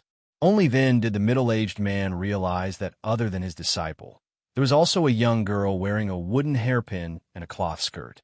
She was holding a water ladle and watering a small tree at the corner of the courtyard. When she saw the middle-aged man, she smiled shyly and was a little at a loss. The disciple and the old donkey who had depended on each other for many years talked about old times. He casually introduced the donkey to his master. "Master, this is Ah Chow. She's my neighbor here. She found this peach tree and planted it. Ah Chow's parents are also very easy to get along with. Their family opened a small porridge shop on the street. Ah Chow usually goes to the downtown market to sell flowers. She sells apricot flowers, peach blossoms, and orchids. Master, if you go to Ah Chow's house, you can smell the fragrance of flowers in the courtyard." The middle-aged man listened to his disciple's nagging and felt gratified for no reason. No wonder he always felt that something was missing when he traveled alone in Jianghu for a year after they parted. It turned out that he was not used to not having his disciples nagging. He took a few more glances at the thin young girl from a poor family. Her back was facing the pair of master and disciple, and her ears were red. He smiled and turned his head to ask, "Master has also called you here. When will you come?" The disciple suddenly looked sad and forced a smile. "Master, I'm sorry. I might have made you come for nothing." He frowned and asked gently, "What happened?" The disciple scratched his head and said awkwardly, "It's just that." "Master, don't ask too much." He smiled and asked, "Was it that girl's parents, the owner of the Tingyu Tower, who broke up the couple? Did they look down on you because you were a wanderer, so they bullied you?" Unexpectedly, the disciple shook his head. "The owner of the Tingyu Tower did not only look down on me. He is infatuated with the sword and is a chivalrous person. He has a good reputation in the Western Shu Dao martial arts world. In his eyes, only the young disciples of Jianghu, who were second-grade master, could be a good match for his daughter. It's just that the girl's mother and a few brothers were a little unreasonable. They said some unpleasant things and did some. In short, they did not want me to continue staying in this city." The middle-aged man smiled. "So you were afraid?" The disciple hurriedly said, "That's difficult. But later on, that girl's heart belonged to someone else. I cannot be shameless and pester her. Between a man and a woman, there should be mutual love. I still understand the principle." The girl with the wooden hairpin gathered her courage and said, "That group of people once." The young man quickly stopped the girl's complaint. The middle-aged man's expression was normal, but in an instant, he grabbed his disciple's arm. You don't have enough qi in your words. I thought you were not acclimatized in Western Shu, but it turns out that you have suffered internal injuries. For months ago, someone used a sword to stab your Shanzhong, Juk, and Qihai acupoints. What good technique. It seems that the wound is not serious, but it actually injured your foundation. A swordsman of this level must be a well-known Jianghu person in Western Shu Dao. Tell me his name, and let me talk to him personally. The young man shook his head and said, Master, forget it. I wanted to leave this place long ago, but I was afraid that you would not be able to find me in Western Shu, so I did not leave. After hearing this, the middle-aged man who did not show any anger suddenly became gloomy, as if his reverse scale had been touched. The middle-aged man, who had always been calm and collected, raised his voice slightly with a hint of blame. You didn't tell them what your master's name is? Chapter 1780. The young man was stunned. He lowered his head and said, At that time, they came to me aggressively and wanted to kill me. I accidentally forgot. The middle-aged man snorted. I think you don't want to say it. The young man smiled foolishly and said, How embarrassing would it be if people knew that master found such a useless disciple? Besides, if I really don't have the face to say your name, who would believe me? The middle-aged man was stunned. As an abandoned child, he had lost his family's protection when he was young. When he was young, he had to live alone in that eerie sword mountain. It could be said that he had experienced extreme hardships. After he walked out of the Wu family's sword tomb, no matter what he encountered, he turned a blind eye and watched with folded arms. In his opinion, since he had chosen to walk into Jianghu, life and death were fated. If he encountered injustice and was unable to voice it, he could not blame the heavens and blame others. If he wanted to blame someone, he should blame himself for being inferior. That was why Wang Xianji from the martial emperor's city said that this person's sword heart was naive. It was the best fit for heaven. It didn't matter whether he had a sword or not. He suddenly remembered many things. This disciple always complained that he didn't have the demeanor of a master and didn't have the demeanor of an immortal. He always told him to pay more attention to his style. He was always angry that his name was suppressed by someone. He wanted the whole Liang to know that his master was worthy of the title of number one in the world. However, this young man seemed to have never thought of letting the world know that his master had taken in a disciple. He never thought of letting Jianghu know the name of that person's disciple. No one in Jianghu knew the name of the young man with the donkey. They didn't even know the name of the disciple of the peach blossom sword god. Since he took in this disciple, the two of them walked in Jianghu together. When they saw injustice on the road, he had to help because of his disciple. Every time he saved someone and was about to leave impatiently, his disciple would dawdle and say to the person he saved with a smile, My master is the peach blossom sword god Dong Tai. Don't forget, your master is the peach blossom sword god Dong Tai. Then who is my disciple, Dong Tai?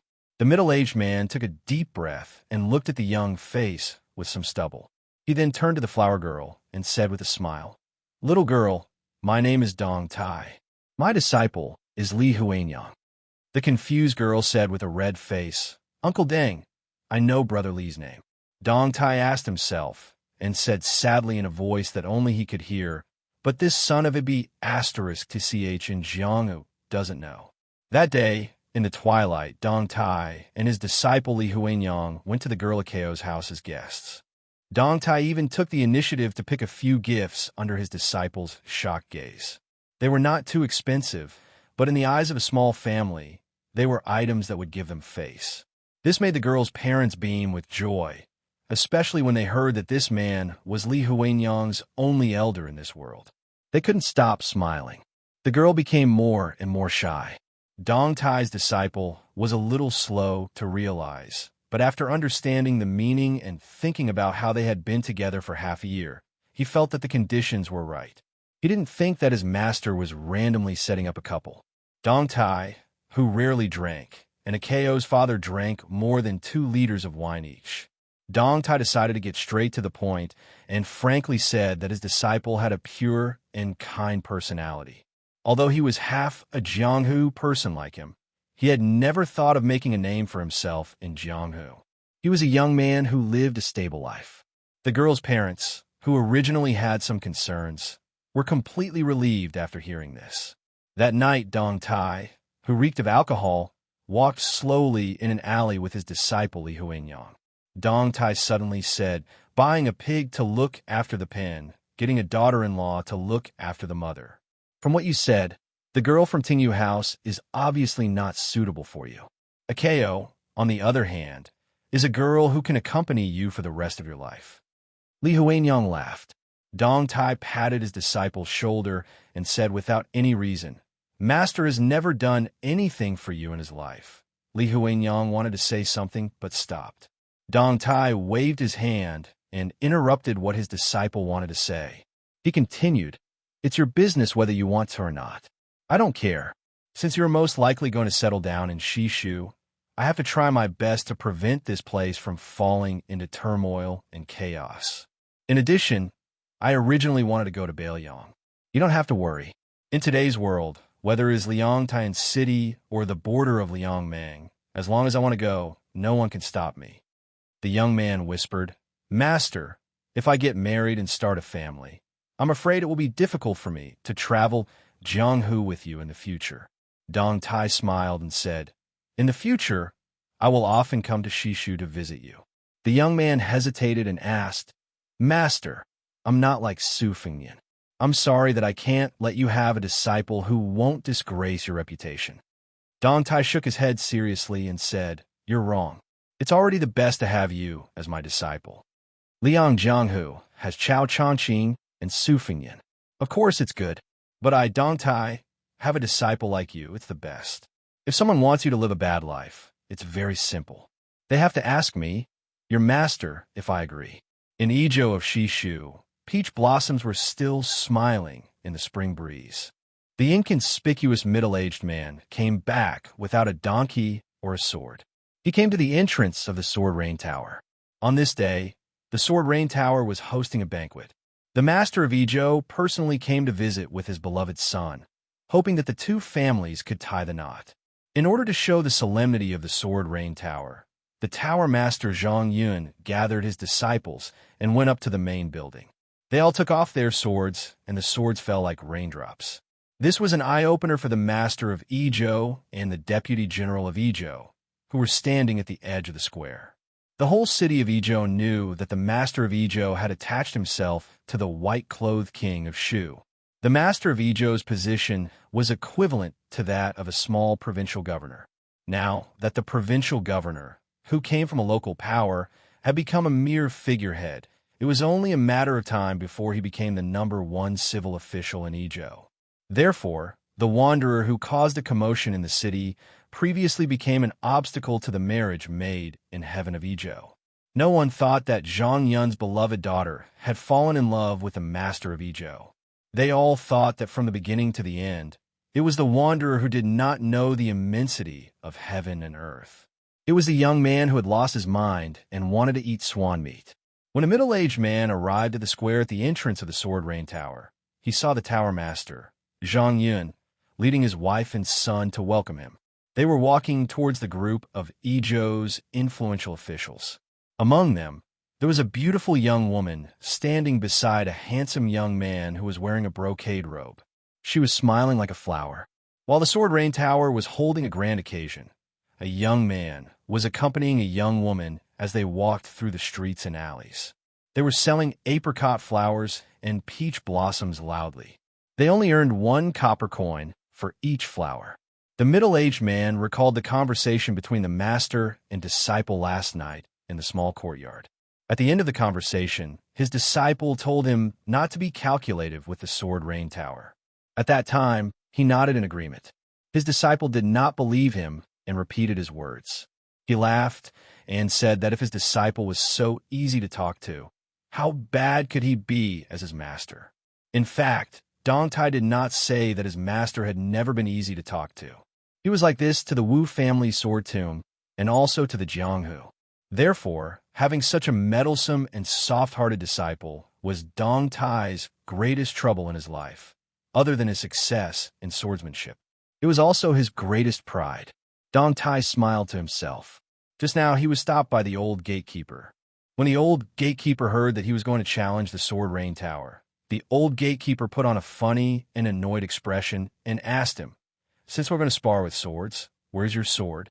Dong Tai did not answer. His figure flashed, and he arrived at the Sword Rain Tower. Dong Tai raised his head and looked at the main building. There was a golden horizontal board with the words, "The World's First Sword Rain," written by the Sword Emperor of Western Shu in the early years. Under the spring sunlight, the horizontal board shone brightly. The people of the Sword Rain Tower who first noticed the sudden appearance of the middle-aged man was not Zhang Yun, the Grand Master of Swordsmanship who was known as the Three-Cheese Tong Xian in the Western Shu Wuling, nor was it one of the elders who had outstanding swordsmanship. Instead, it was a few disciples who were looking around in boredom.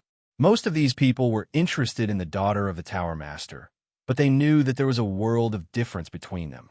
They were ashamed of their inferiority in front of the son of the Tower Master of Izhou. When they thought that the girl was about to fall into the arms of another man, they did not want to see it. Then, they saw the man in coarse clothes who did not carry a sword and did not have an imposing manner. However, they did not pay much attention to him. Although the Sword Rain Tower of Western Shu was not as famous as the Dongyue Sword Pool and Nanjiang Dragon Palace, it was still the leader of state. The Tower Master, Zhang Yun, was one of the top 10 masters in Western Shu. When he was young, he was a genius swordsman who was favored by the previous owner of the Spring Invitation Cottage, Xianxia. Although he had not reached the first grade yet, the entire Western Shu Wuling Jianghu believed that Zhang Yun was one of the most promising people to reach the legendary realm. Although a second-grade master had the word little in it, it was enough to establish a sect in the Liang state. Those first-grade masters were usually elusive and did not care about the affairs of the Jianghu. It was even harder for ordinary people in the Jianghu to get close to them. Therefore, in the real Liang Jianghu, the most famous people were the martial Dao masters who could be seen and touched like Zhang Yun. They were the masters of the Jianghu who would show up every now and then. If one did not boast that he had drunk wine with those martial Dao masters, no matter how much he boasted, no one would believe him. This was because not only was Zhang Yun's cultivation base extremely high, but he also had a human aura and was down to earth in the way he did things. If it was said that he was fortunate enough to have met the famous house master of the Sword Rain Pavilion, then it would be able to shock others and cause them to be skeptical. A loud explosion rang out, causing the hearts of everyone in the Reigning Swords Tower to tremble. The horizontal board that was personally given by the old Western Shu imperial uncle split into two and fell to the ground. Chapter 1781. Everyone looked at each other, feeling incredulous. That board with a prominent origin was made of the first-grade Nanmu wood. It should not be so fragile. Moreover, this board had only been hanging for 30 years. How could it be broken in the middle like it was split by a sword? Everyone looked around and finally focused their eyes on the middle-aged man with his hands behind his back. Even Zhang Yun, a second-level Supreme Power Master, could not find any clues. Could this man be the culprit who destroyed the invaluable plaque? The leader of the Sword Rain Tower, Zhang Yun, was one of the few famous masters in Western Shu. He was also an experienced veteran. He admitted that even if he held a sword, he would not be able to break a board from 300 to 400 steps away. Regardless of how domineering and arrogant the arrival of such a person was, he was still not someone the Reigning Sword Pavilion could easily deal with. The reason why the Wu family sword tomb had been in the top 3 of the Jianghu sect for hundreds of years was because it was said that even a child in the sword tomb could control a sword and fly away like a butterfly. This in itself meant that it was not easy to produce sword energy. How could a sword energy not be weakened after a few hundred steps and still be able to break such a huge board? One of the worshippers hurriedly flew away. He stood at the entrance of the main building and looked carefully. He then flew back to Zhang Yun's side and whispered with a pale face. Zhang Yun felt as if he was struck by lightning. It was caused by the sword energy. Furthermore, after the sword chi broke through the signboard, it also split apart the main building. There was a saying in the Liang Jianghu, ever since Su Mao a relative of the emperor, died outside the imperial city, and Huang, Jinda died at the Donghai city. There were no more capable swordsmen in Western Shu. This also showed the predicament of the Western Shu martial arts circle. Especially after Xianxia of the Spring Invitation Cottage died for no reason at the Quicksnow Mountain Villa. Her successor, Yinji Beauty Xia, only used her beauty to amaze people and did not use her martial arts to convince people. Therefore, people thought that there were no grandmasters in the Shu martial arts circle. The middle-aged man walked forward slowly and stopped when he was 30 to 40 steps away from Xianxia. He finally said, "My disciple has already explained the reason. If you don't listen, then I don't need to reason with you today." Xianxia wanted to cry, but had no tears. "How would I know who your disciple is? You are the disciple of a divine connection, Sword Grandmaster. Our reigning swords pavilion can't wait to worship him like a bodhisattva. How can you not listen to reason with us?" Zhang Yun's mind raced. Judging from the man's appearance, he looked to be in his 30s or 40s and had a grudge against the Sword Rain Tower, so he was most likely not from Western Shu's Jianghu. Otherwise, he would at least show some respect to Zhang Yun. However, the Sword Rain Tower's influence had always been limited to Western Shu's territory. Their disciples were considered introverted in their actions, and they rarely made any enemies in the Jianghu. Even the few outstanding disciples who were ordered to leave Western Shu and travel to Jianghu to spread the name of the Sword Rain Tower had never had any great grudges with the major sects in Liang. To be honest, if they really wanted to offend those top grandmasters in Liang, the Sword Rain Tower's disciples would need to have the ability to do so, right? At the same time, Zhang Yun was puzzled. The man in front of him did not have any obvious qi activity, and he did not have any momentum at all. He did not seem like the person who would make a move. Could it be that there was a real, unworldly expert hiding in the dark? The middle-aged man's gaze swept across the people from the Sword Rain Tower. He saw the young lady who wished for the world to be in chaos and the woman who looked 60 to 70% similar to her. Her expression was gloomy, as if she was weighing the pros and cons.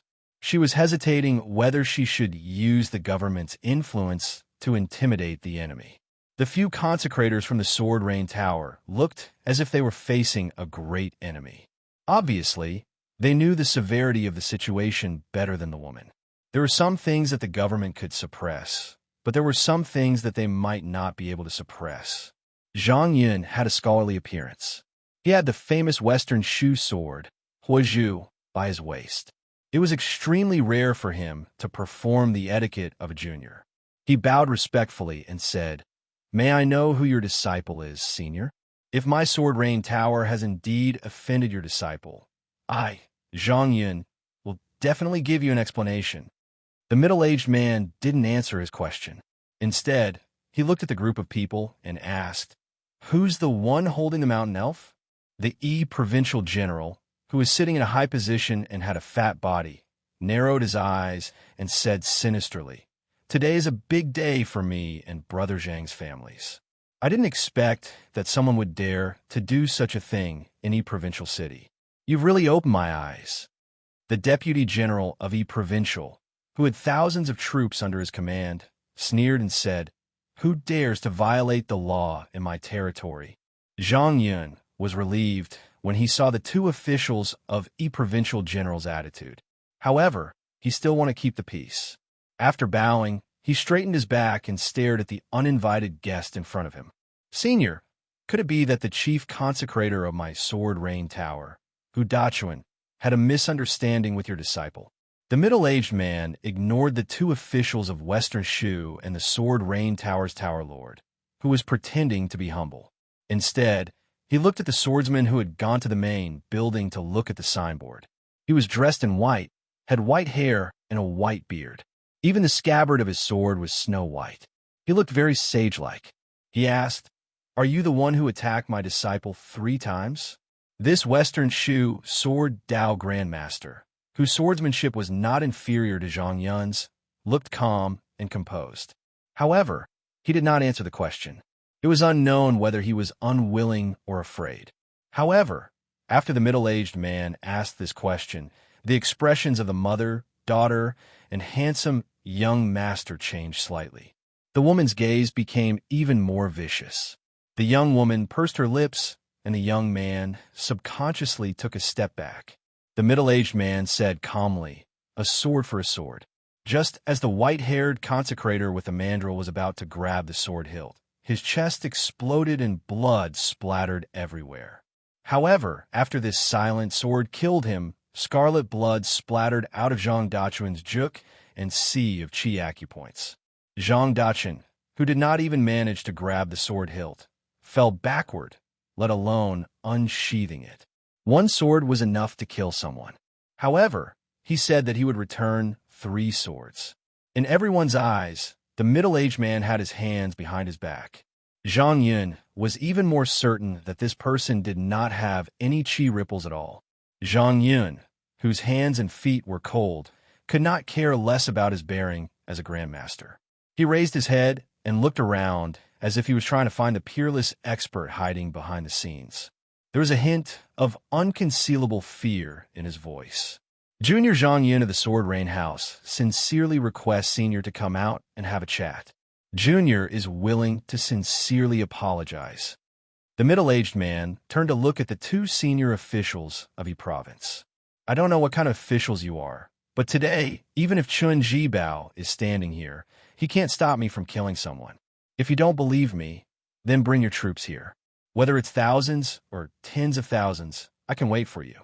If you don't call for reinforcements, I'll kill you right now. If you do, I'll still kill you. Remember, don't try to reason with me before you die." Of course, the world did not know that even Xie Guanying, the mastermind behind Chun Jibao's capture of the Flood Dragon, was killed by him. The woman sneered and said, "How arrogant. You don't even respect our king of Shu. My grandfather and the Western Shu Dao administrator are best friends." The middle-aged man interrupted the woman. "Then invite your grandfather and the Western Shu Dao administrator to the Sword Rain House. I'll wait for them. If they don't come, I'll just go and kill them." The woman was about to say something ruthless, but her husband, Zhang Yun, who had never said anything harsh since he got married, roared angrily, "Shut your mouth." The trembling Sword Rain House lord looked at the middle-aged man and asked bitterly, "May I ask if Senior is from the Wu Clan Sword Tomb or the Dongyue Sword Pool?" Before the middle-aged man could make a move, the dumbstruck Yi Province official fell backward and died on the spot. The middle-aged man's tone was still indifferent. "I'm somewhat related to the Wu Clan, but not the Dongyue Sword Pool." The deputy general of Yi Province said in horror, "Did you really kill Yi Province's official?" The middle-aged man made a joke that wasn't funny at all. "If you think it's fake, fine. But let me remind you, if you don't call for reinforcements, you'll die soon." Then, the general made an even bigger joke with a sobbing tone. He said in a trembling voice, "Hero, we don't have any grievances. Hero, you can't kill the innocent. This has nothing to do with me, and I won't care anymore. Hero, you can kill whoever you want in any province. If you don't want to do it yourself, I'll help you. Is that okay?" The middle-aged man didn't say anything. After he left the Wu Clan Sword Tomb, he actually didn't like Jianghu. However, his disciple liked it very much, so he was willing to treat Jianghu people and Jianghu with respect.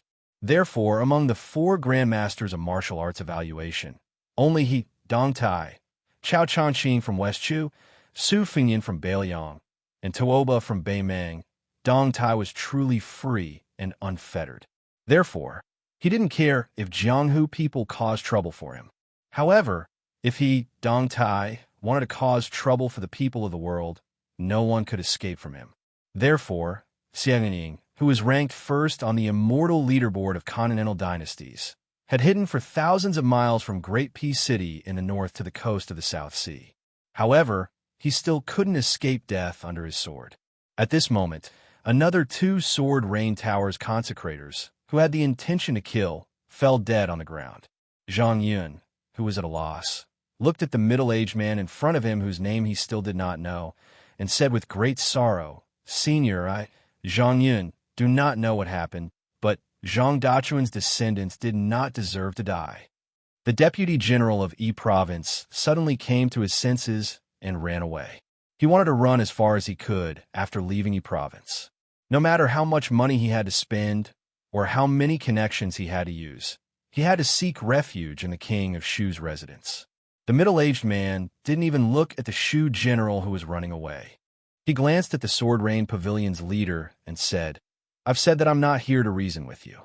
Zhang Yun, who was in despair, asked, "Senior, are you really not afraid of becoming enemies with the Western Shu government and the entire Western Shu martial arts world?"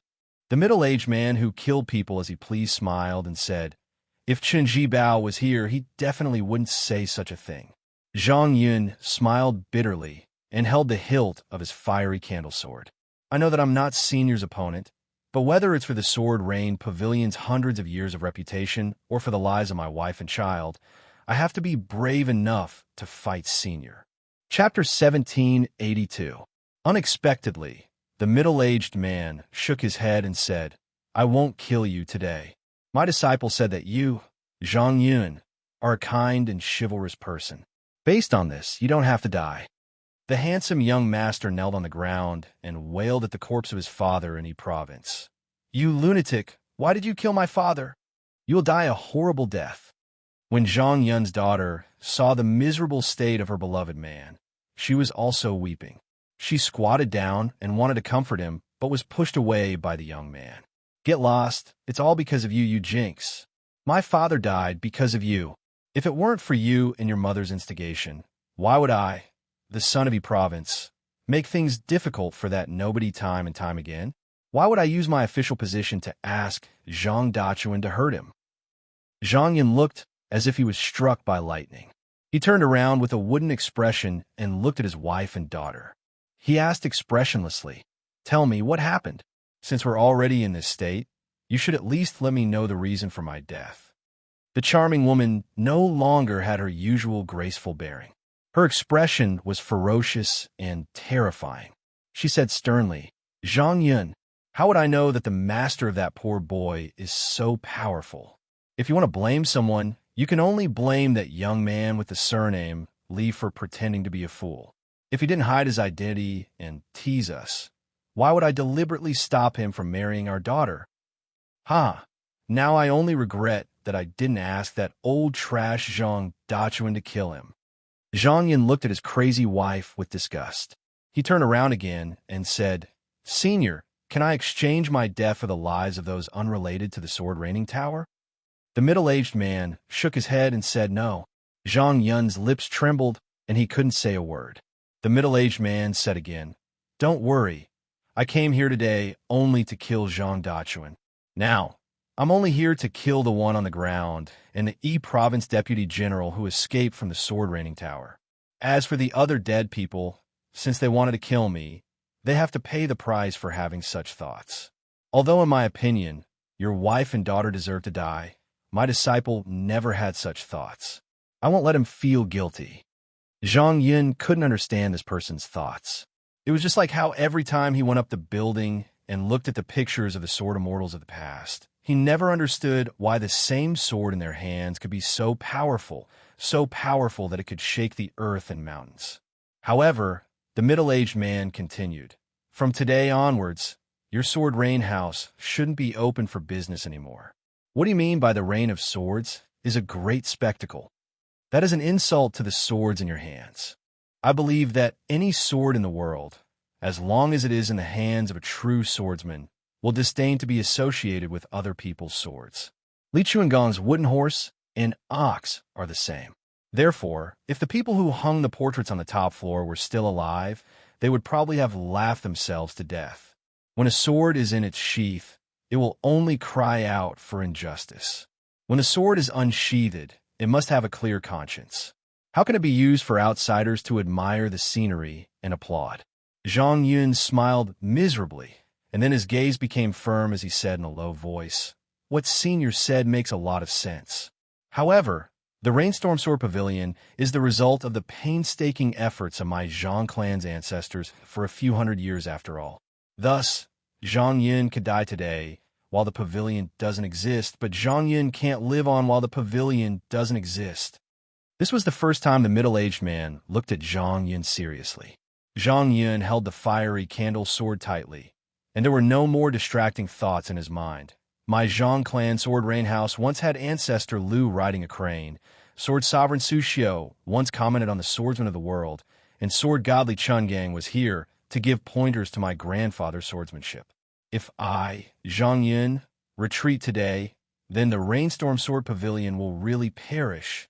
Zhang Ningjing, Zhang Zuan, Zhang Danbua, Zhang Mingji, the four of you remember, after my death, the people of the Rainstorm Sword Pavilion can die, and the signboard can fall, but the words Rainstorm Sword Pavilion must not disappear. It must not be humiliated. Zhang Yun pulled out the fiery candle sword and welcomed death with a smile. Before I die, I would like to thank Senior for allowing me to pull out the sword. As for Senior's disciple, that young man called Li Huanyan, I, Zhang Yun, would like to say a few words from the bottom of my heart before I die. In fact, I have a good impression of Li Huanyan, not because his aptitude is not outstanding, but because his understanding of swordsmanship is extremely high. It is because when I saw this young man, I was reminded of my own high-spirited youth, and I was willing to disregard everything for the person I admired. My original intention was to let him suffer a few more rejections, just like how I suffered when I was young. However, for some reason, my daughter suddenly changed her mind. At that time, I felt a little regretful, but I didn't think too much about it. Zhang Yun then turned his head and looked at the beautiful woman with wrinkles at the corner of her eyes and said gently, "You weren't like this in the past." The woman was at a loss. The middle-aged man no longer had his hands behind his back. He looked at the house master of the Sword Rain Tower who was holding the sword in his hand and smiled. "Go ahead and attack. I know what I'm doing. I'll let you die when your strength is exhausted." The Sword Rain Tower of Western Shu claimed to have collected more than 1,000 exquisite sword moves in the world. In fact, most of the sword moves were the moves of the house masters and the outstanding disciples of the Sword Rain Tower. They were not considered outstanding in the world, but they were the foundation that had been accumulated for hundreds of years. Some of the moves were indeed first-class swordsmanship. It was a pity that Zhang Yun also knew that many of the sword moves were exquisite, but he did not know the true meaning behind them. After all, there were too many sword masters who had their own merits, and their sword wills were scattered and mixed. There were even some contradictions between them. Zhang Yun had not reached the realm of returning to one's original state. The middle-aged man had one hand behind his back and the other hand stretched out. Zhang Yun's sword moves were magnificent. Sometimes it was majestic like the sun rising from the east. Sometimes it was soft and continuous like the rain in Jiangnan. Sometimes it was thick and heavy like the snow in midwinter. And sometimes it was light and ethereal like a sparrow flying on a branch. What was even rarer was that Zhang Yun's sword wills were tightly connected and did not appear abrupt or stiff. The first sentence of the Sword Rain Tower's motto was clear. The sunrise of Kunlun, the bright moon of Songhai, the water of the spring god lake, the great tide of Guangling, the haze of Crimson City, the flying snow of Liao Liao, the yellow sand of the great desert, and various other wonders all contained sword wills that merged into one. The end of the way of the sword. However, no matter how Zhang Yun attacked, the middle-aged man would gently flick the tip of the candlestick sword away with his finger. Therefore, every time the sword vibrated, it meant that Zhang Yun's exquisite sword wills were stopped abruptly. This absurd scene was like a distinguished scholar reciting a famous poem from the ancient times, but he was interrupted by a vulgar villager with the word fart. In the square, only the rainbow-like sword qi could be seen. Zhang Yun and his sword were indistinct. Only the middle-aged man stood in the same place, casually flicking his two fingers. Even the odd-job disciples of the Sword Rain Tower, who were laymen, knew that the difference in their attainments in the way of the sword was like the difference between the clouds and the mud.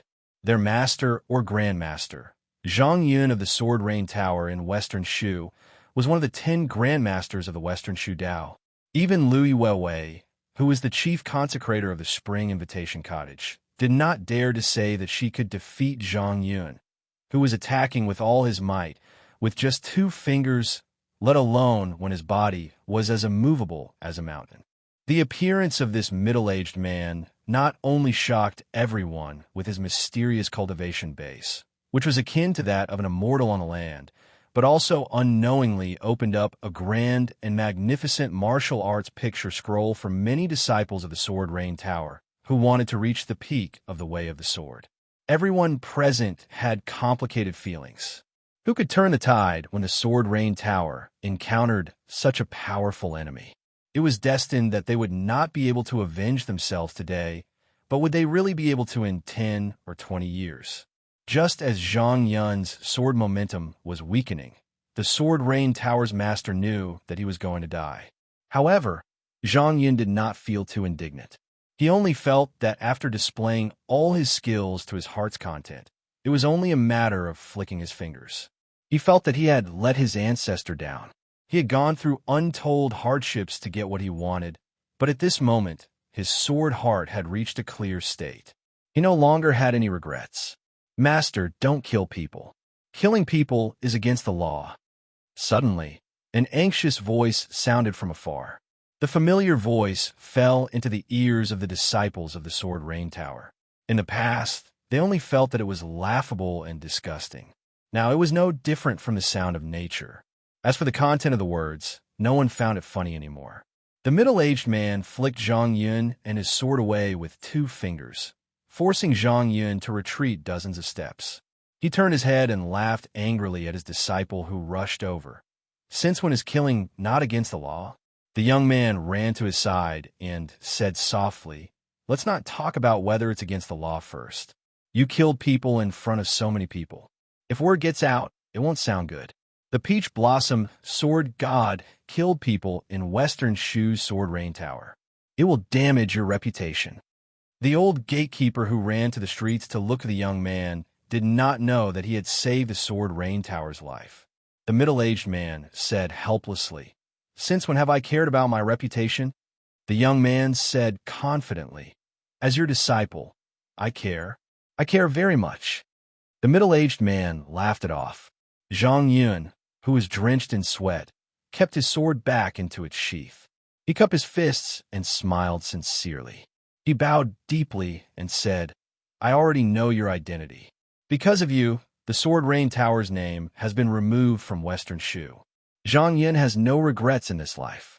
The Sword Rain Tower has no regrets." As soon as these words were spoken, all of the reigning Swords Pavilion's guest elders and disciples, including Zhang Yun, were shocked.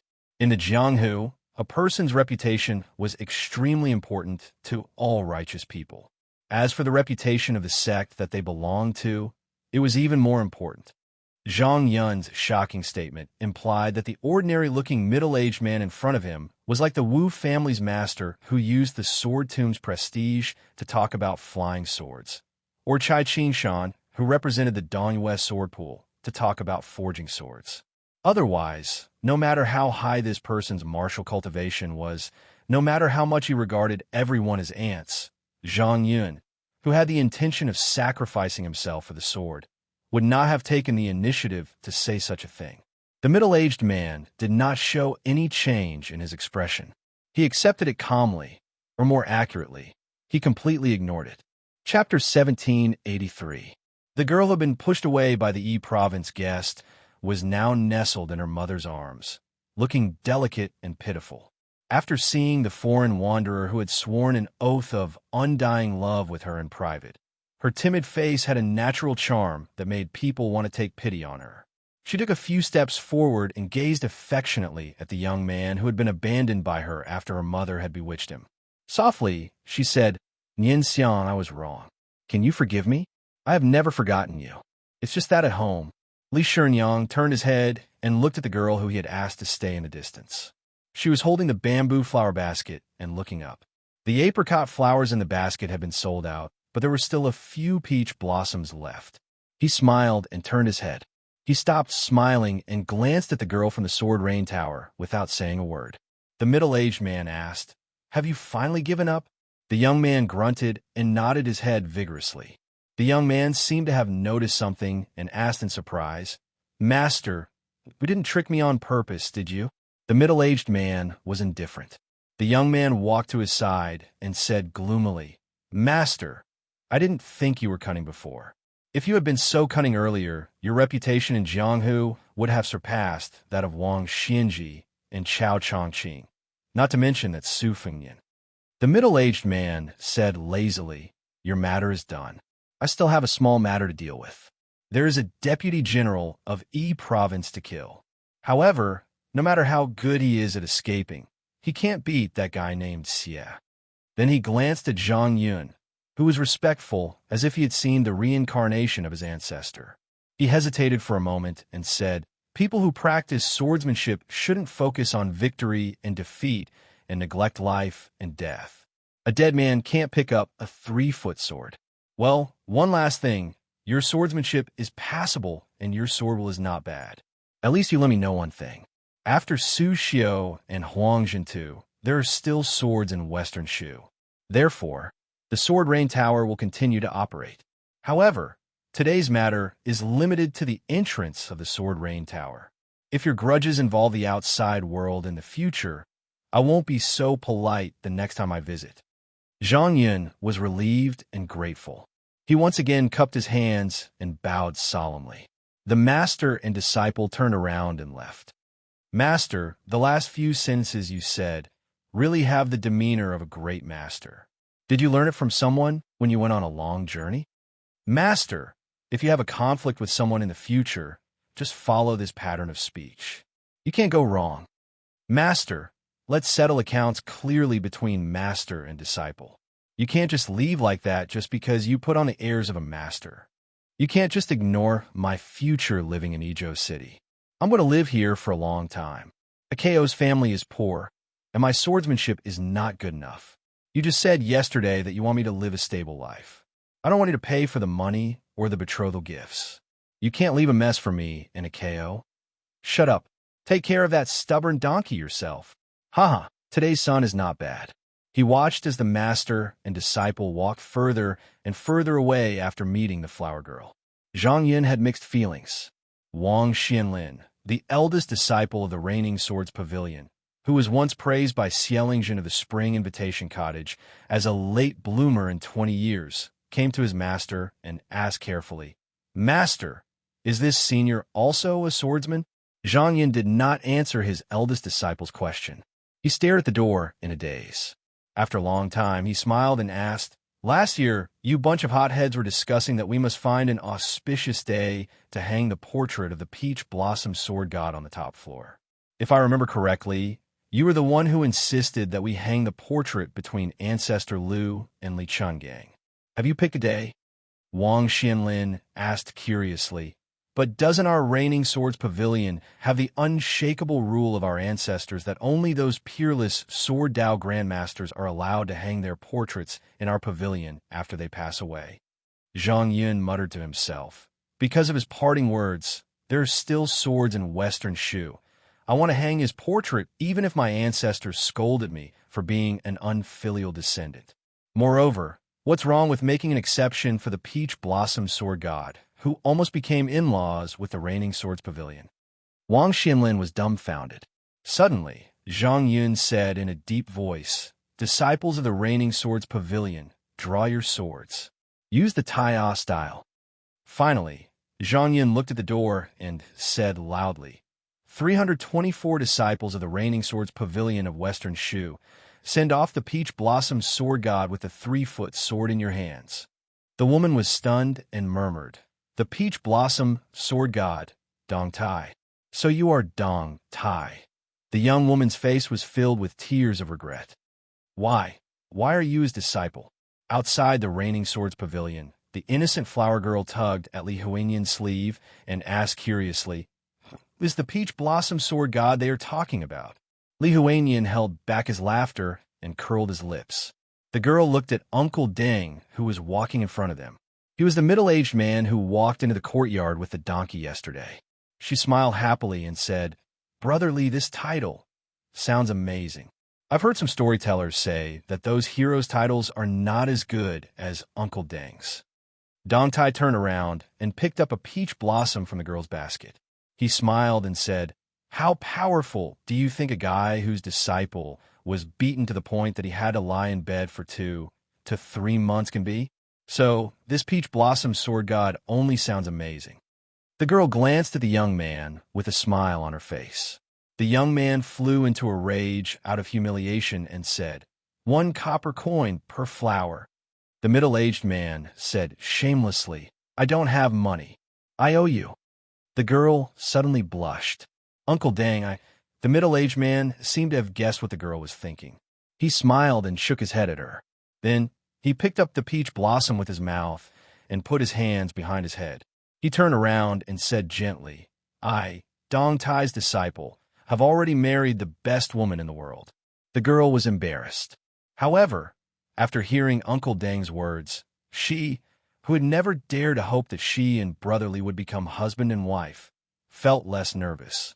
She also thought that such an easygoing peach blossom sword god and such an easygoing elder should not be a famous Jianghu hero, right? The girl suddenly felt that she had wronged Brother Li and Uncle Dang by thinking this way. She secretly stuck out her tongue. In the spring of this year, as Li Huanian's master, Deng Tai could be considered half-in-laws to Ah Chao's parents. He worked as a waiter in their family shop, greeting customers and sending off customers. He saved up less than 10 taels of silver. Before leaving western Shuzhizhou for northern Liang Pass, he shamelessly borrowed 20 taels of silver from his disciple and used the money to buy an ordinary iron sword. On the way to Liang, the peach blossom sword god Dong Tai, who had pulled out his first sword from the sword tomb when he was young, walked with a sword at his waist for the first time in his life.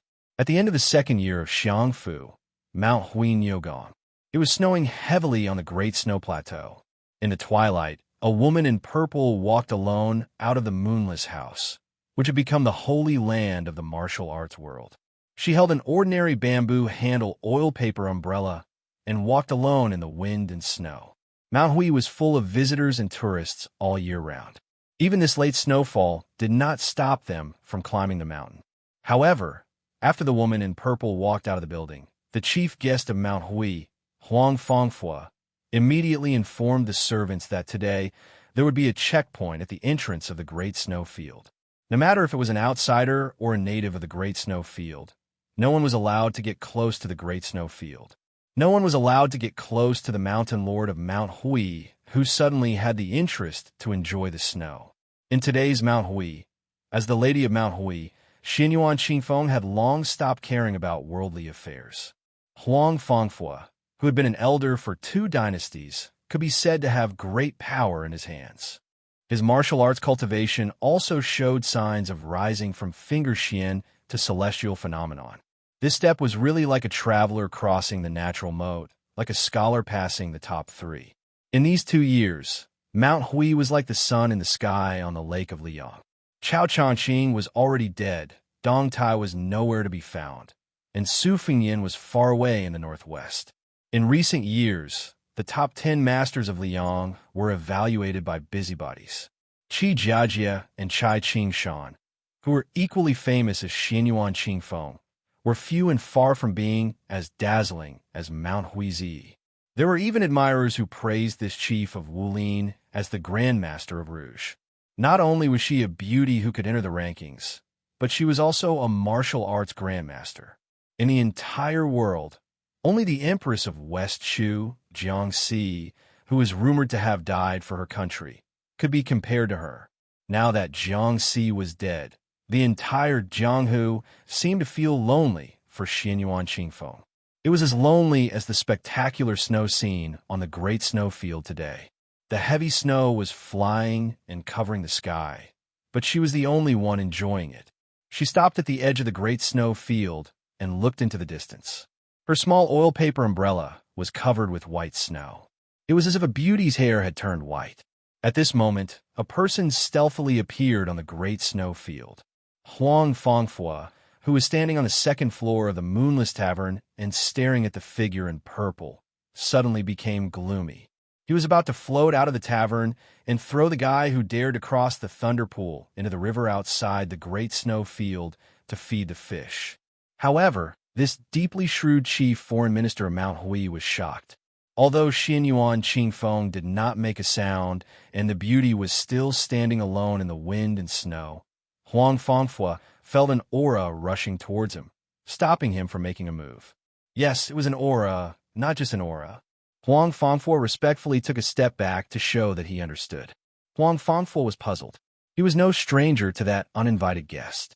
He was an insignificant person who always liked to brag to others that he and the king of Bailiang, Su Fingyan, had traveled to Jianghu together, had eaten and drunk together, had taken a boat together, and had gone to the Snow Mountain Villa together.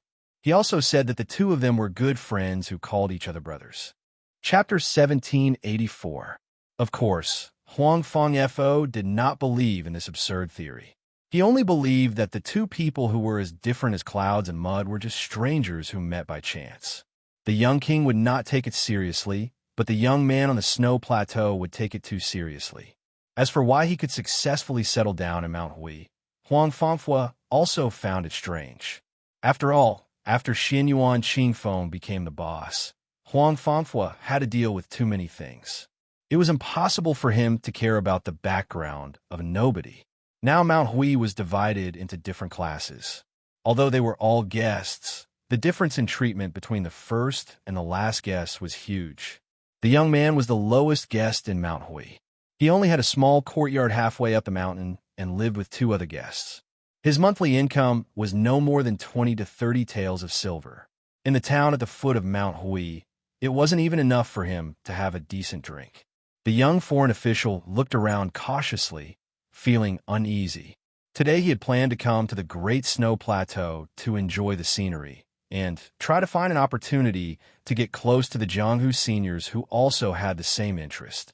He did not expect that after climbing up the mountain, he did not even see a shadow of a person. He wanted to go back home, but after walking in the snow for more than an hour, he did not want to give up, so he stumbled into the bull mound. In fact, the important foreign official near the top of the mountain had already received the news. This young man was far from being qualified to be notified by the servants on the Great Snow Plateau. Therefore, by a stroke of luck, he saw the immortal-like purple robe by the cliff. This was the first time he saw her after living under someone else's roof in Mount Hui. The first time he saw her was at the Snow Mountain Villa. The Jianghu friend named Su Chi told him that he might as well go to Mount Hui to have a look. He also said that there was a woman who liked to wear a purple dress who could be considered as a friend. At that time, he didn't take it seriously. However, it was hard to survive in Jianghu, especially for a rootless duckweed like him. No matter where he went, he would only be looked down upon. He had no choice but to wait for the right time and risk his life to meet this purple dress of Huishan Mountain. However, he didn't expect that after the woman narrowed her eyes and sized him up and confirmed that he didn't have the guts to lie, she actually nodded and agreed. He only remembered that under the gaze of those cold eyes, he was sweating profusely. He was still in a daze even after she left for a long time. Later on, he came to Mount Hui. Although he didn't reach the heavens in a single bound, at least he had a place to stay. He didn't have to wander around the Jianghu like a lonely ghost. He didn't have any extravagant hopes for more. He didn't have to worry about food and drink all year round and was perfectly content. After seeing her, he mustered up his courage and walked forward with difficulty. He didn't know if it was because the snow was difficult to walk on or because he was in awe of her, but he walked with difficulty in his straw raincoat. When he finally walked a dozen steps behind her, a cold voice softly sounded. "I only remember that your surname is Huang. I forgot your name. Huang something?" Her voice wasn't loud, but to his ears, it was no different from a clap of thunder exploding above his head. It turned out that this high and mighty woman, who was like a celestial being in heaven, still remembered his surname. Flattered, he quickly trotted a few steps forward and stopped a few steps behind and beside her. He lowered his head and bent over, smiling. "Reporting to Mountain Master, this little one's surname is Huang, and my name is Quan. My surname is Quan, and my name is Chao. It's Quan, which means spring water." Huang Quan, who once pretended to be an experienced Jianghu person in front of Su Chi, had gray hair at an early age. Indeed, he didn't look like a very likable young man. He quietly waited for her to continue, but there was no movement for a long time. This made him involuntarily panic. Could it be that his appearance disturbed her mood of admiring the snow? She gently shook the wrist, holding the umbrella, and the snow on the surface of the oil paper umbrella suddenly flew into a mess. She didn't turn her head and only asked indifferently, "Have you heard of a person called Wenhua?" Huang Quan said in fear and trepidation, Of course, of course. In the capital, he earned the nickname of Wenbusheng. He fought with the #1 swordsman in the capital, Qi Jiajia. At that time, even the Tangxi sword immortal Liu Baijia, who was the minister of war, had a favorable impression of Wenhua. Unfortunately, he suddenly and inexplicably disappeared. Now, the storytellers at the foot of the mountain all say that this peerless swordsman is Su Qi. Oh no, the new Prince Liang's good brother. Because of this, that prince even used Wenhua's sword moves in the western regions. In one move, he beat Toba Bodhisattva, who was also one of the 4 great grandmasters of martial arts, out of the city. She asked again, Then, are you envious? Huang Quan smiled embarrassedly. Naturally, I'm very envious. I used to diligently practice the sword, but unfortunately, I wasn't cut out for it. I quickly abandoned it, and only know a few skills.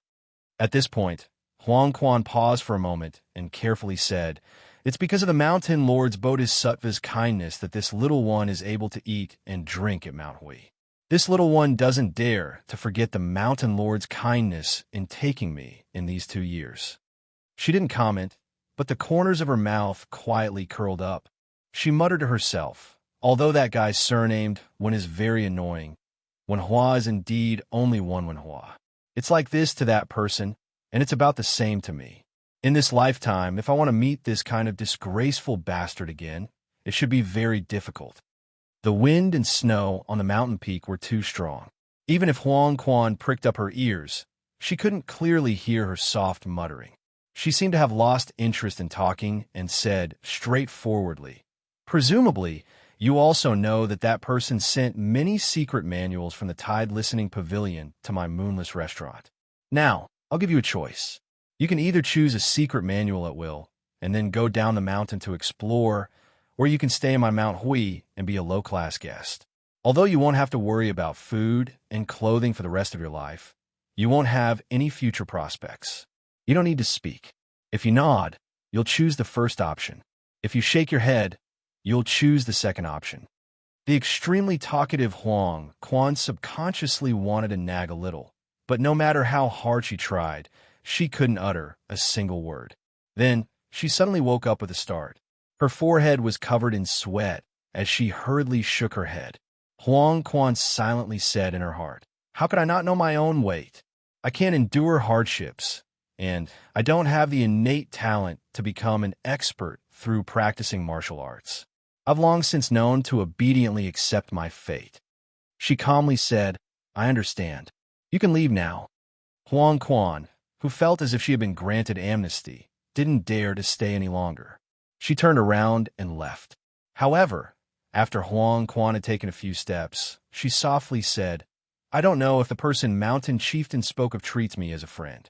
No matter how much I boast to outsiders, in reality, I don't dare to think that person is my friend. However, no matter what, I, Huang Quan, am very happy to be able to meet that person. After saying this, Huang Quan's footsteps didn't stop as she left the large snowy plain. She didn't dare to secretly turn her head to look at her. When he left the mountain, he somewhat felt that he was too useless. However, after thinking about it again and again, he still felt that being able to meet Su Qi in this life, meeting that young Jianghu man who was willing to let him eat and drink, and who would laugh and listen to his boasting, was something worth being happy about for the rest of his life. Xianyuan Qingfeng stood alone in the same place. The wind and snow fell one after another, making the world seem even more lonely.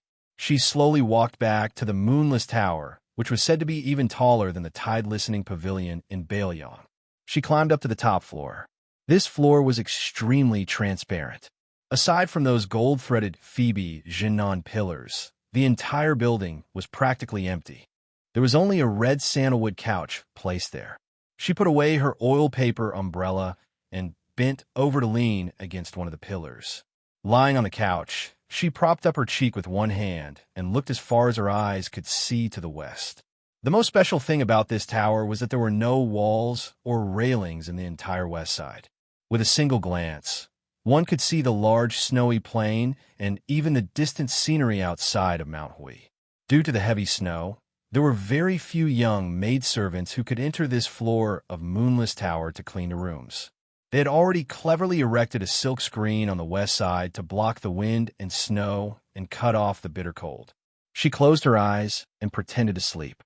In terms of fortuitous encounters and wonderful opportunities, this woman was simply the darling of heaven and earth. First, she accidentally obtained a strange cultivation method from the library on the large snowy plain that could absorb other people's qi. Her cultivation advanced by leaps and bounds. When she narrowly reached the first level, she also turned herself into a half-human, half-ghost, and her life was hanging by a thread.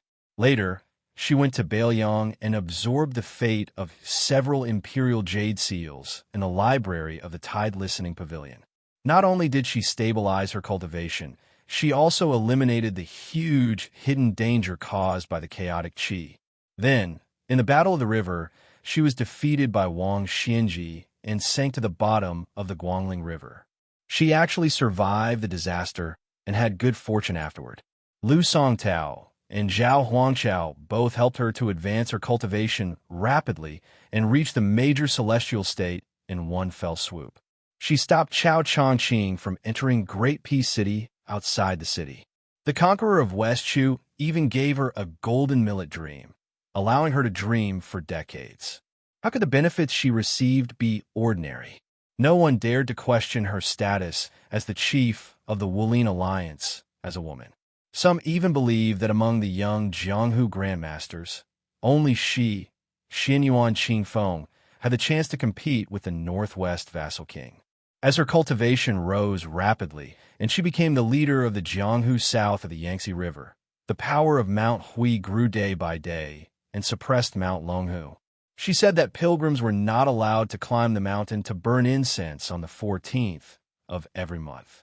Thus, no one dared to go to Mount Longhu to make a wish and pray on that day. She once prevented the fourth prince, who was now the emperor, from climbing the snowy plain.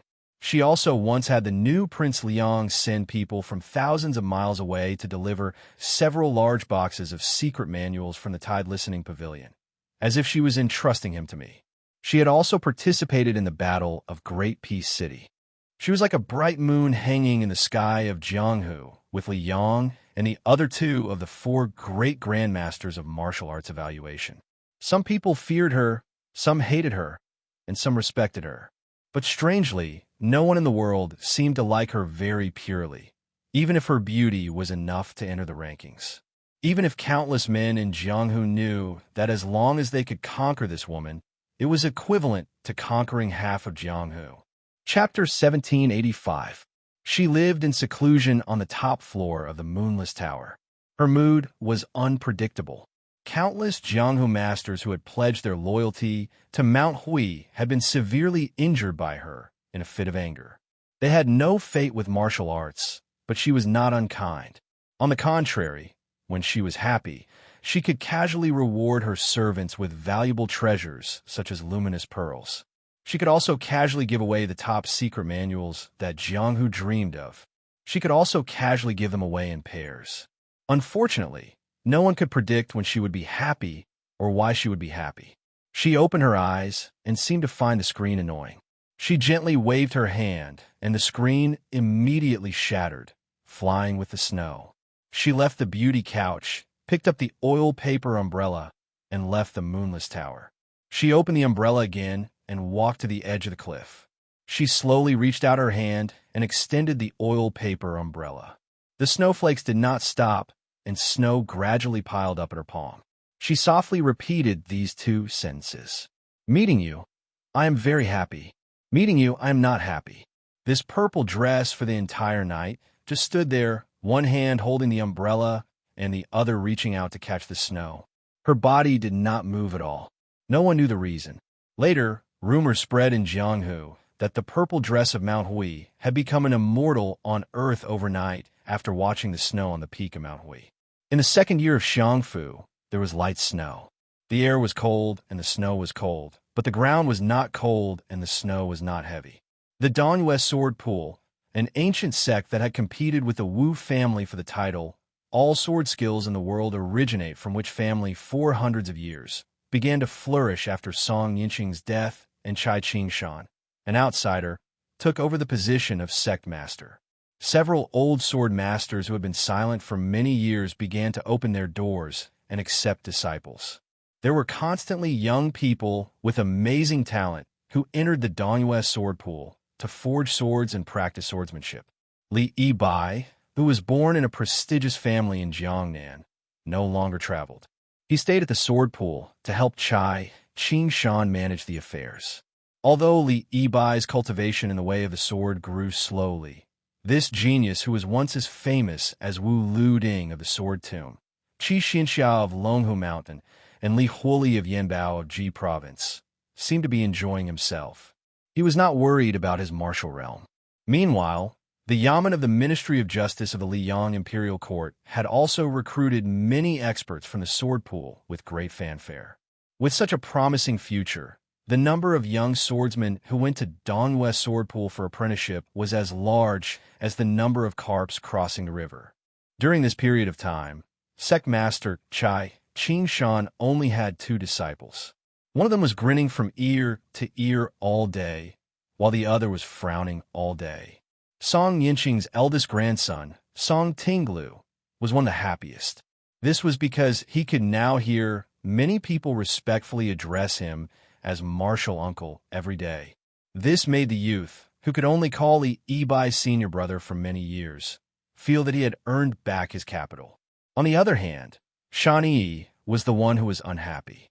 She felt that those guys who were older than her made her sound old by calling her senior martial aunt. Song Tinglu still only worshipped Wen Busheng, who had become famous in one battle in Great Peace City. He liked to carry a simple self-made wooden sword at his waist every day. He liked to pretend to be old and experienced when others called him martial uncle. Then, when no one was looking, he would immediately crack open his mouth and laugh. On this day, it was sunny after the snow. Song Tinglu searched for a long time before he finally found his junior sister, who was in a daze in a pavilion. Song Tinglu probably knew the taste of worry. After his junior sister came back from escape summer town in Bailiang, she began to like sitting alone in a daze. He righteously complained to his master that his junior sister was not willing to practice the sword. In the end, before the 2 men could criticize him, the girl casually said that she was comprehending the sword and dismissed both his master and senior brother. As the senior brother, the youth was naturally not convinced. In the end, his master had the 2 of them spar. His junior sister, who could only win after 100 moves, could take care of the youth within 80 moves. He lost again and again. From 80 moves to 70 moves, and then to 60 moves, he lost all 3 battles. The results were worse each time.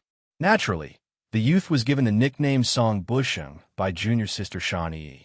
This nickname quickly spread in the Dongyue Sword Pool. There were 2 new female disciples who were older than the youth who would add Song Busheng before martial uncle when they called Song Tinglu. This made the youth both happy and worried. When Song Tinglu was about to enter the pavilion, Xianxia suddenly said fiercely, "Remember, from now on, this pavilion is a forbidden area of our Dongyue Sword Pool. Without my permission, no one is allowed to set foot here. Not you, not senior brother Li, not even master." The girl looked at the dumbfounded youth and waved her hand. She said angrily, "I'll let it go today. Those who don't know are not guilty. Remember, don't do it again." Song Tinglu was helpless. He was used to his junior sister's wild ideas. The youth was already used to it. Song Tinglu said mysteriously in a low voice, "Junior sister, do you know that an important guest came to our sword pool today?" Senior martial brother Li even used his most treasured tea set, and master also accompanied him. The girl did not care about being called junior sister by his Song Tinglu today. She only said absent-mindedly, "Then why didn't you accompany him?" The youth curled his lips. "You know that I don't like tea. It's very bland and tasteless. Master promised me that in 2 years, I'll be allowed to drink. When that time comes, I'll definitely drink in big bowls." The girl sneered. Why don't you just drink from a water vat? Isn't that more heroic? The youth was speechless. In the past, he could not win an argument with her. Now, he could not even win a fight. The youth was a little depressed. The ignorant youth was far from understanding the matters between men and women. He was still far from understanding the melancholy in his crotch. Just as the youth was sulking, 3 people walked in from outside the pavilion. It was Master Xianxia, senior brother Li Yibai, and a young Taoist in a Taoist robe. Shan Yi and Song Tinglu stood up at the same time. The 3 people walked quickly into the pavilion. Xianxia smiled and introduced them to his 2 disciples. This is little celestial Master Qi of Mount Longhu. Song Tinglu's eyes lit up. He said impatiently, I know. It's little Lu, little ancestor Qi Xianxia. Li Bai knocked the youth head with a chestnut and laughed angrily. Juniors can't call elders by their names. Song Tinglu chuckled. Senior brother Li Yibai's teachings had obviously gone in one ear and out the other. The girl raised her face that had not fully grown and asked naively, Taoist Qi, if you fought with the king of Bailiang, how many moves could you take? Xianxia's face was filled with anger when he heard this. He glared fiercely at his silly daughter. Qi Xianxia, who was visiting the Dongyue sword pool on the way, smiled and said, if it was just a spar, I could take 10 moves or so. However, if it was a life-and-death battle with Su Fengyan, it would only take 1 move. The girl smiled and said, Taoist Qi, if that's the case, you must be an expert. Qi Xianxia was stunned. He probably could not keep up with the girl's thoughts. Xianxia and Li Yibai did not know whether to laugh or cry. Song Tinglu could not help but turn his head and roll his eyes. In his junior sister's eyes, as long as no one competed with that guy for the title of #1 in the world, she did not care who was 2nd or 3rd in the world. Xianxia instructed the 2 children, Tinglu, Yi, the 2 of you go outside the pavilion and practice a set of sword techniques that you are most familiar with. Let Mr. Qi give you pointers. This is a rare opportunity, so cheer up. Song Tinglu was like a newborn calf that was not afraid of tiger. He rushed out of the pavilion without another word and decisively unsheathed his wooden sword. The tip of the sword glowed, and the sword's momentum was continuous. Sword after sword flowed freely and endlessly. Li Bai was very pleased. What a good sword, like a dragon. Most importantly, he could feel a vigorous aura from the sword's momentum. This junior brother would definitely become the pillar of the Dongyue sword pool in the future. On the other hand, Shan Yi was somewhat sloppy. She picked up the sword that she had personally forged in the Nanhua sword furnace and reluctantly walked out of the pavilion. She followed Song Tinglu's movements. Qi Xianxia observed the young man and woman's sword practice very seriously. He was very focused and did not miss anything. It did not seem like a sword elder who wanted to give pointers to a junior. Instead, it seemed like a junior was learning the sword from a senior. Li Yibai looked at Qi Xianxia and suddenly understood. It was rumored that this person had destroyed his cultivation that he had worked hard to cultivate for more than 20 years in Great Peace City. He wanted to start all over again. Only someone with such great perseverance could look at everything in the world with such a calm attitude.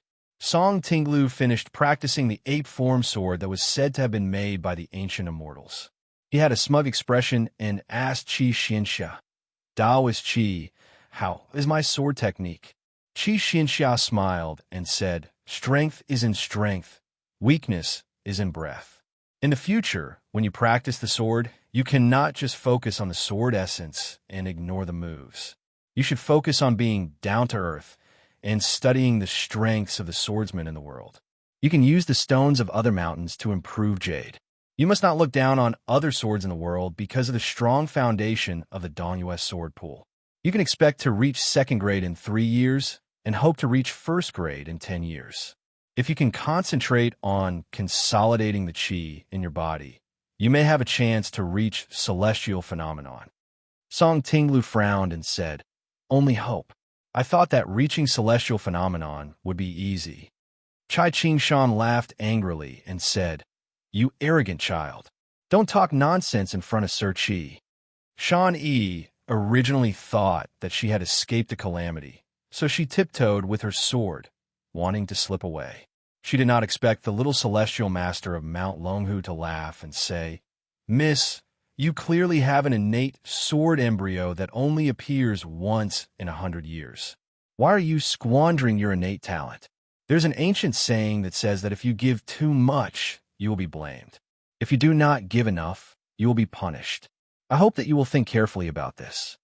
The girl in white widened her beautiful eyes that were overflowing with chi and said innocently, "Taoist, don't accuse me wrongly. I am very diligent in practicing the sword. I will learn whatever my master wants me to learn.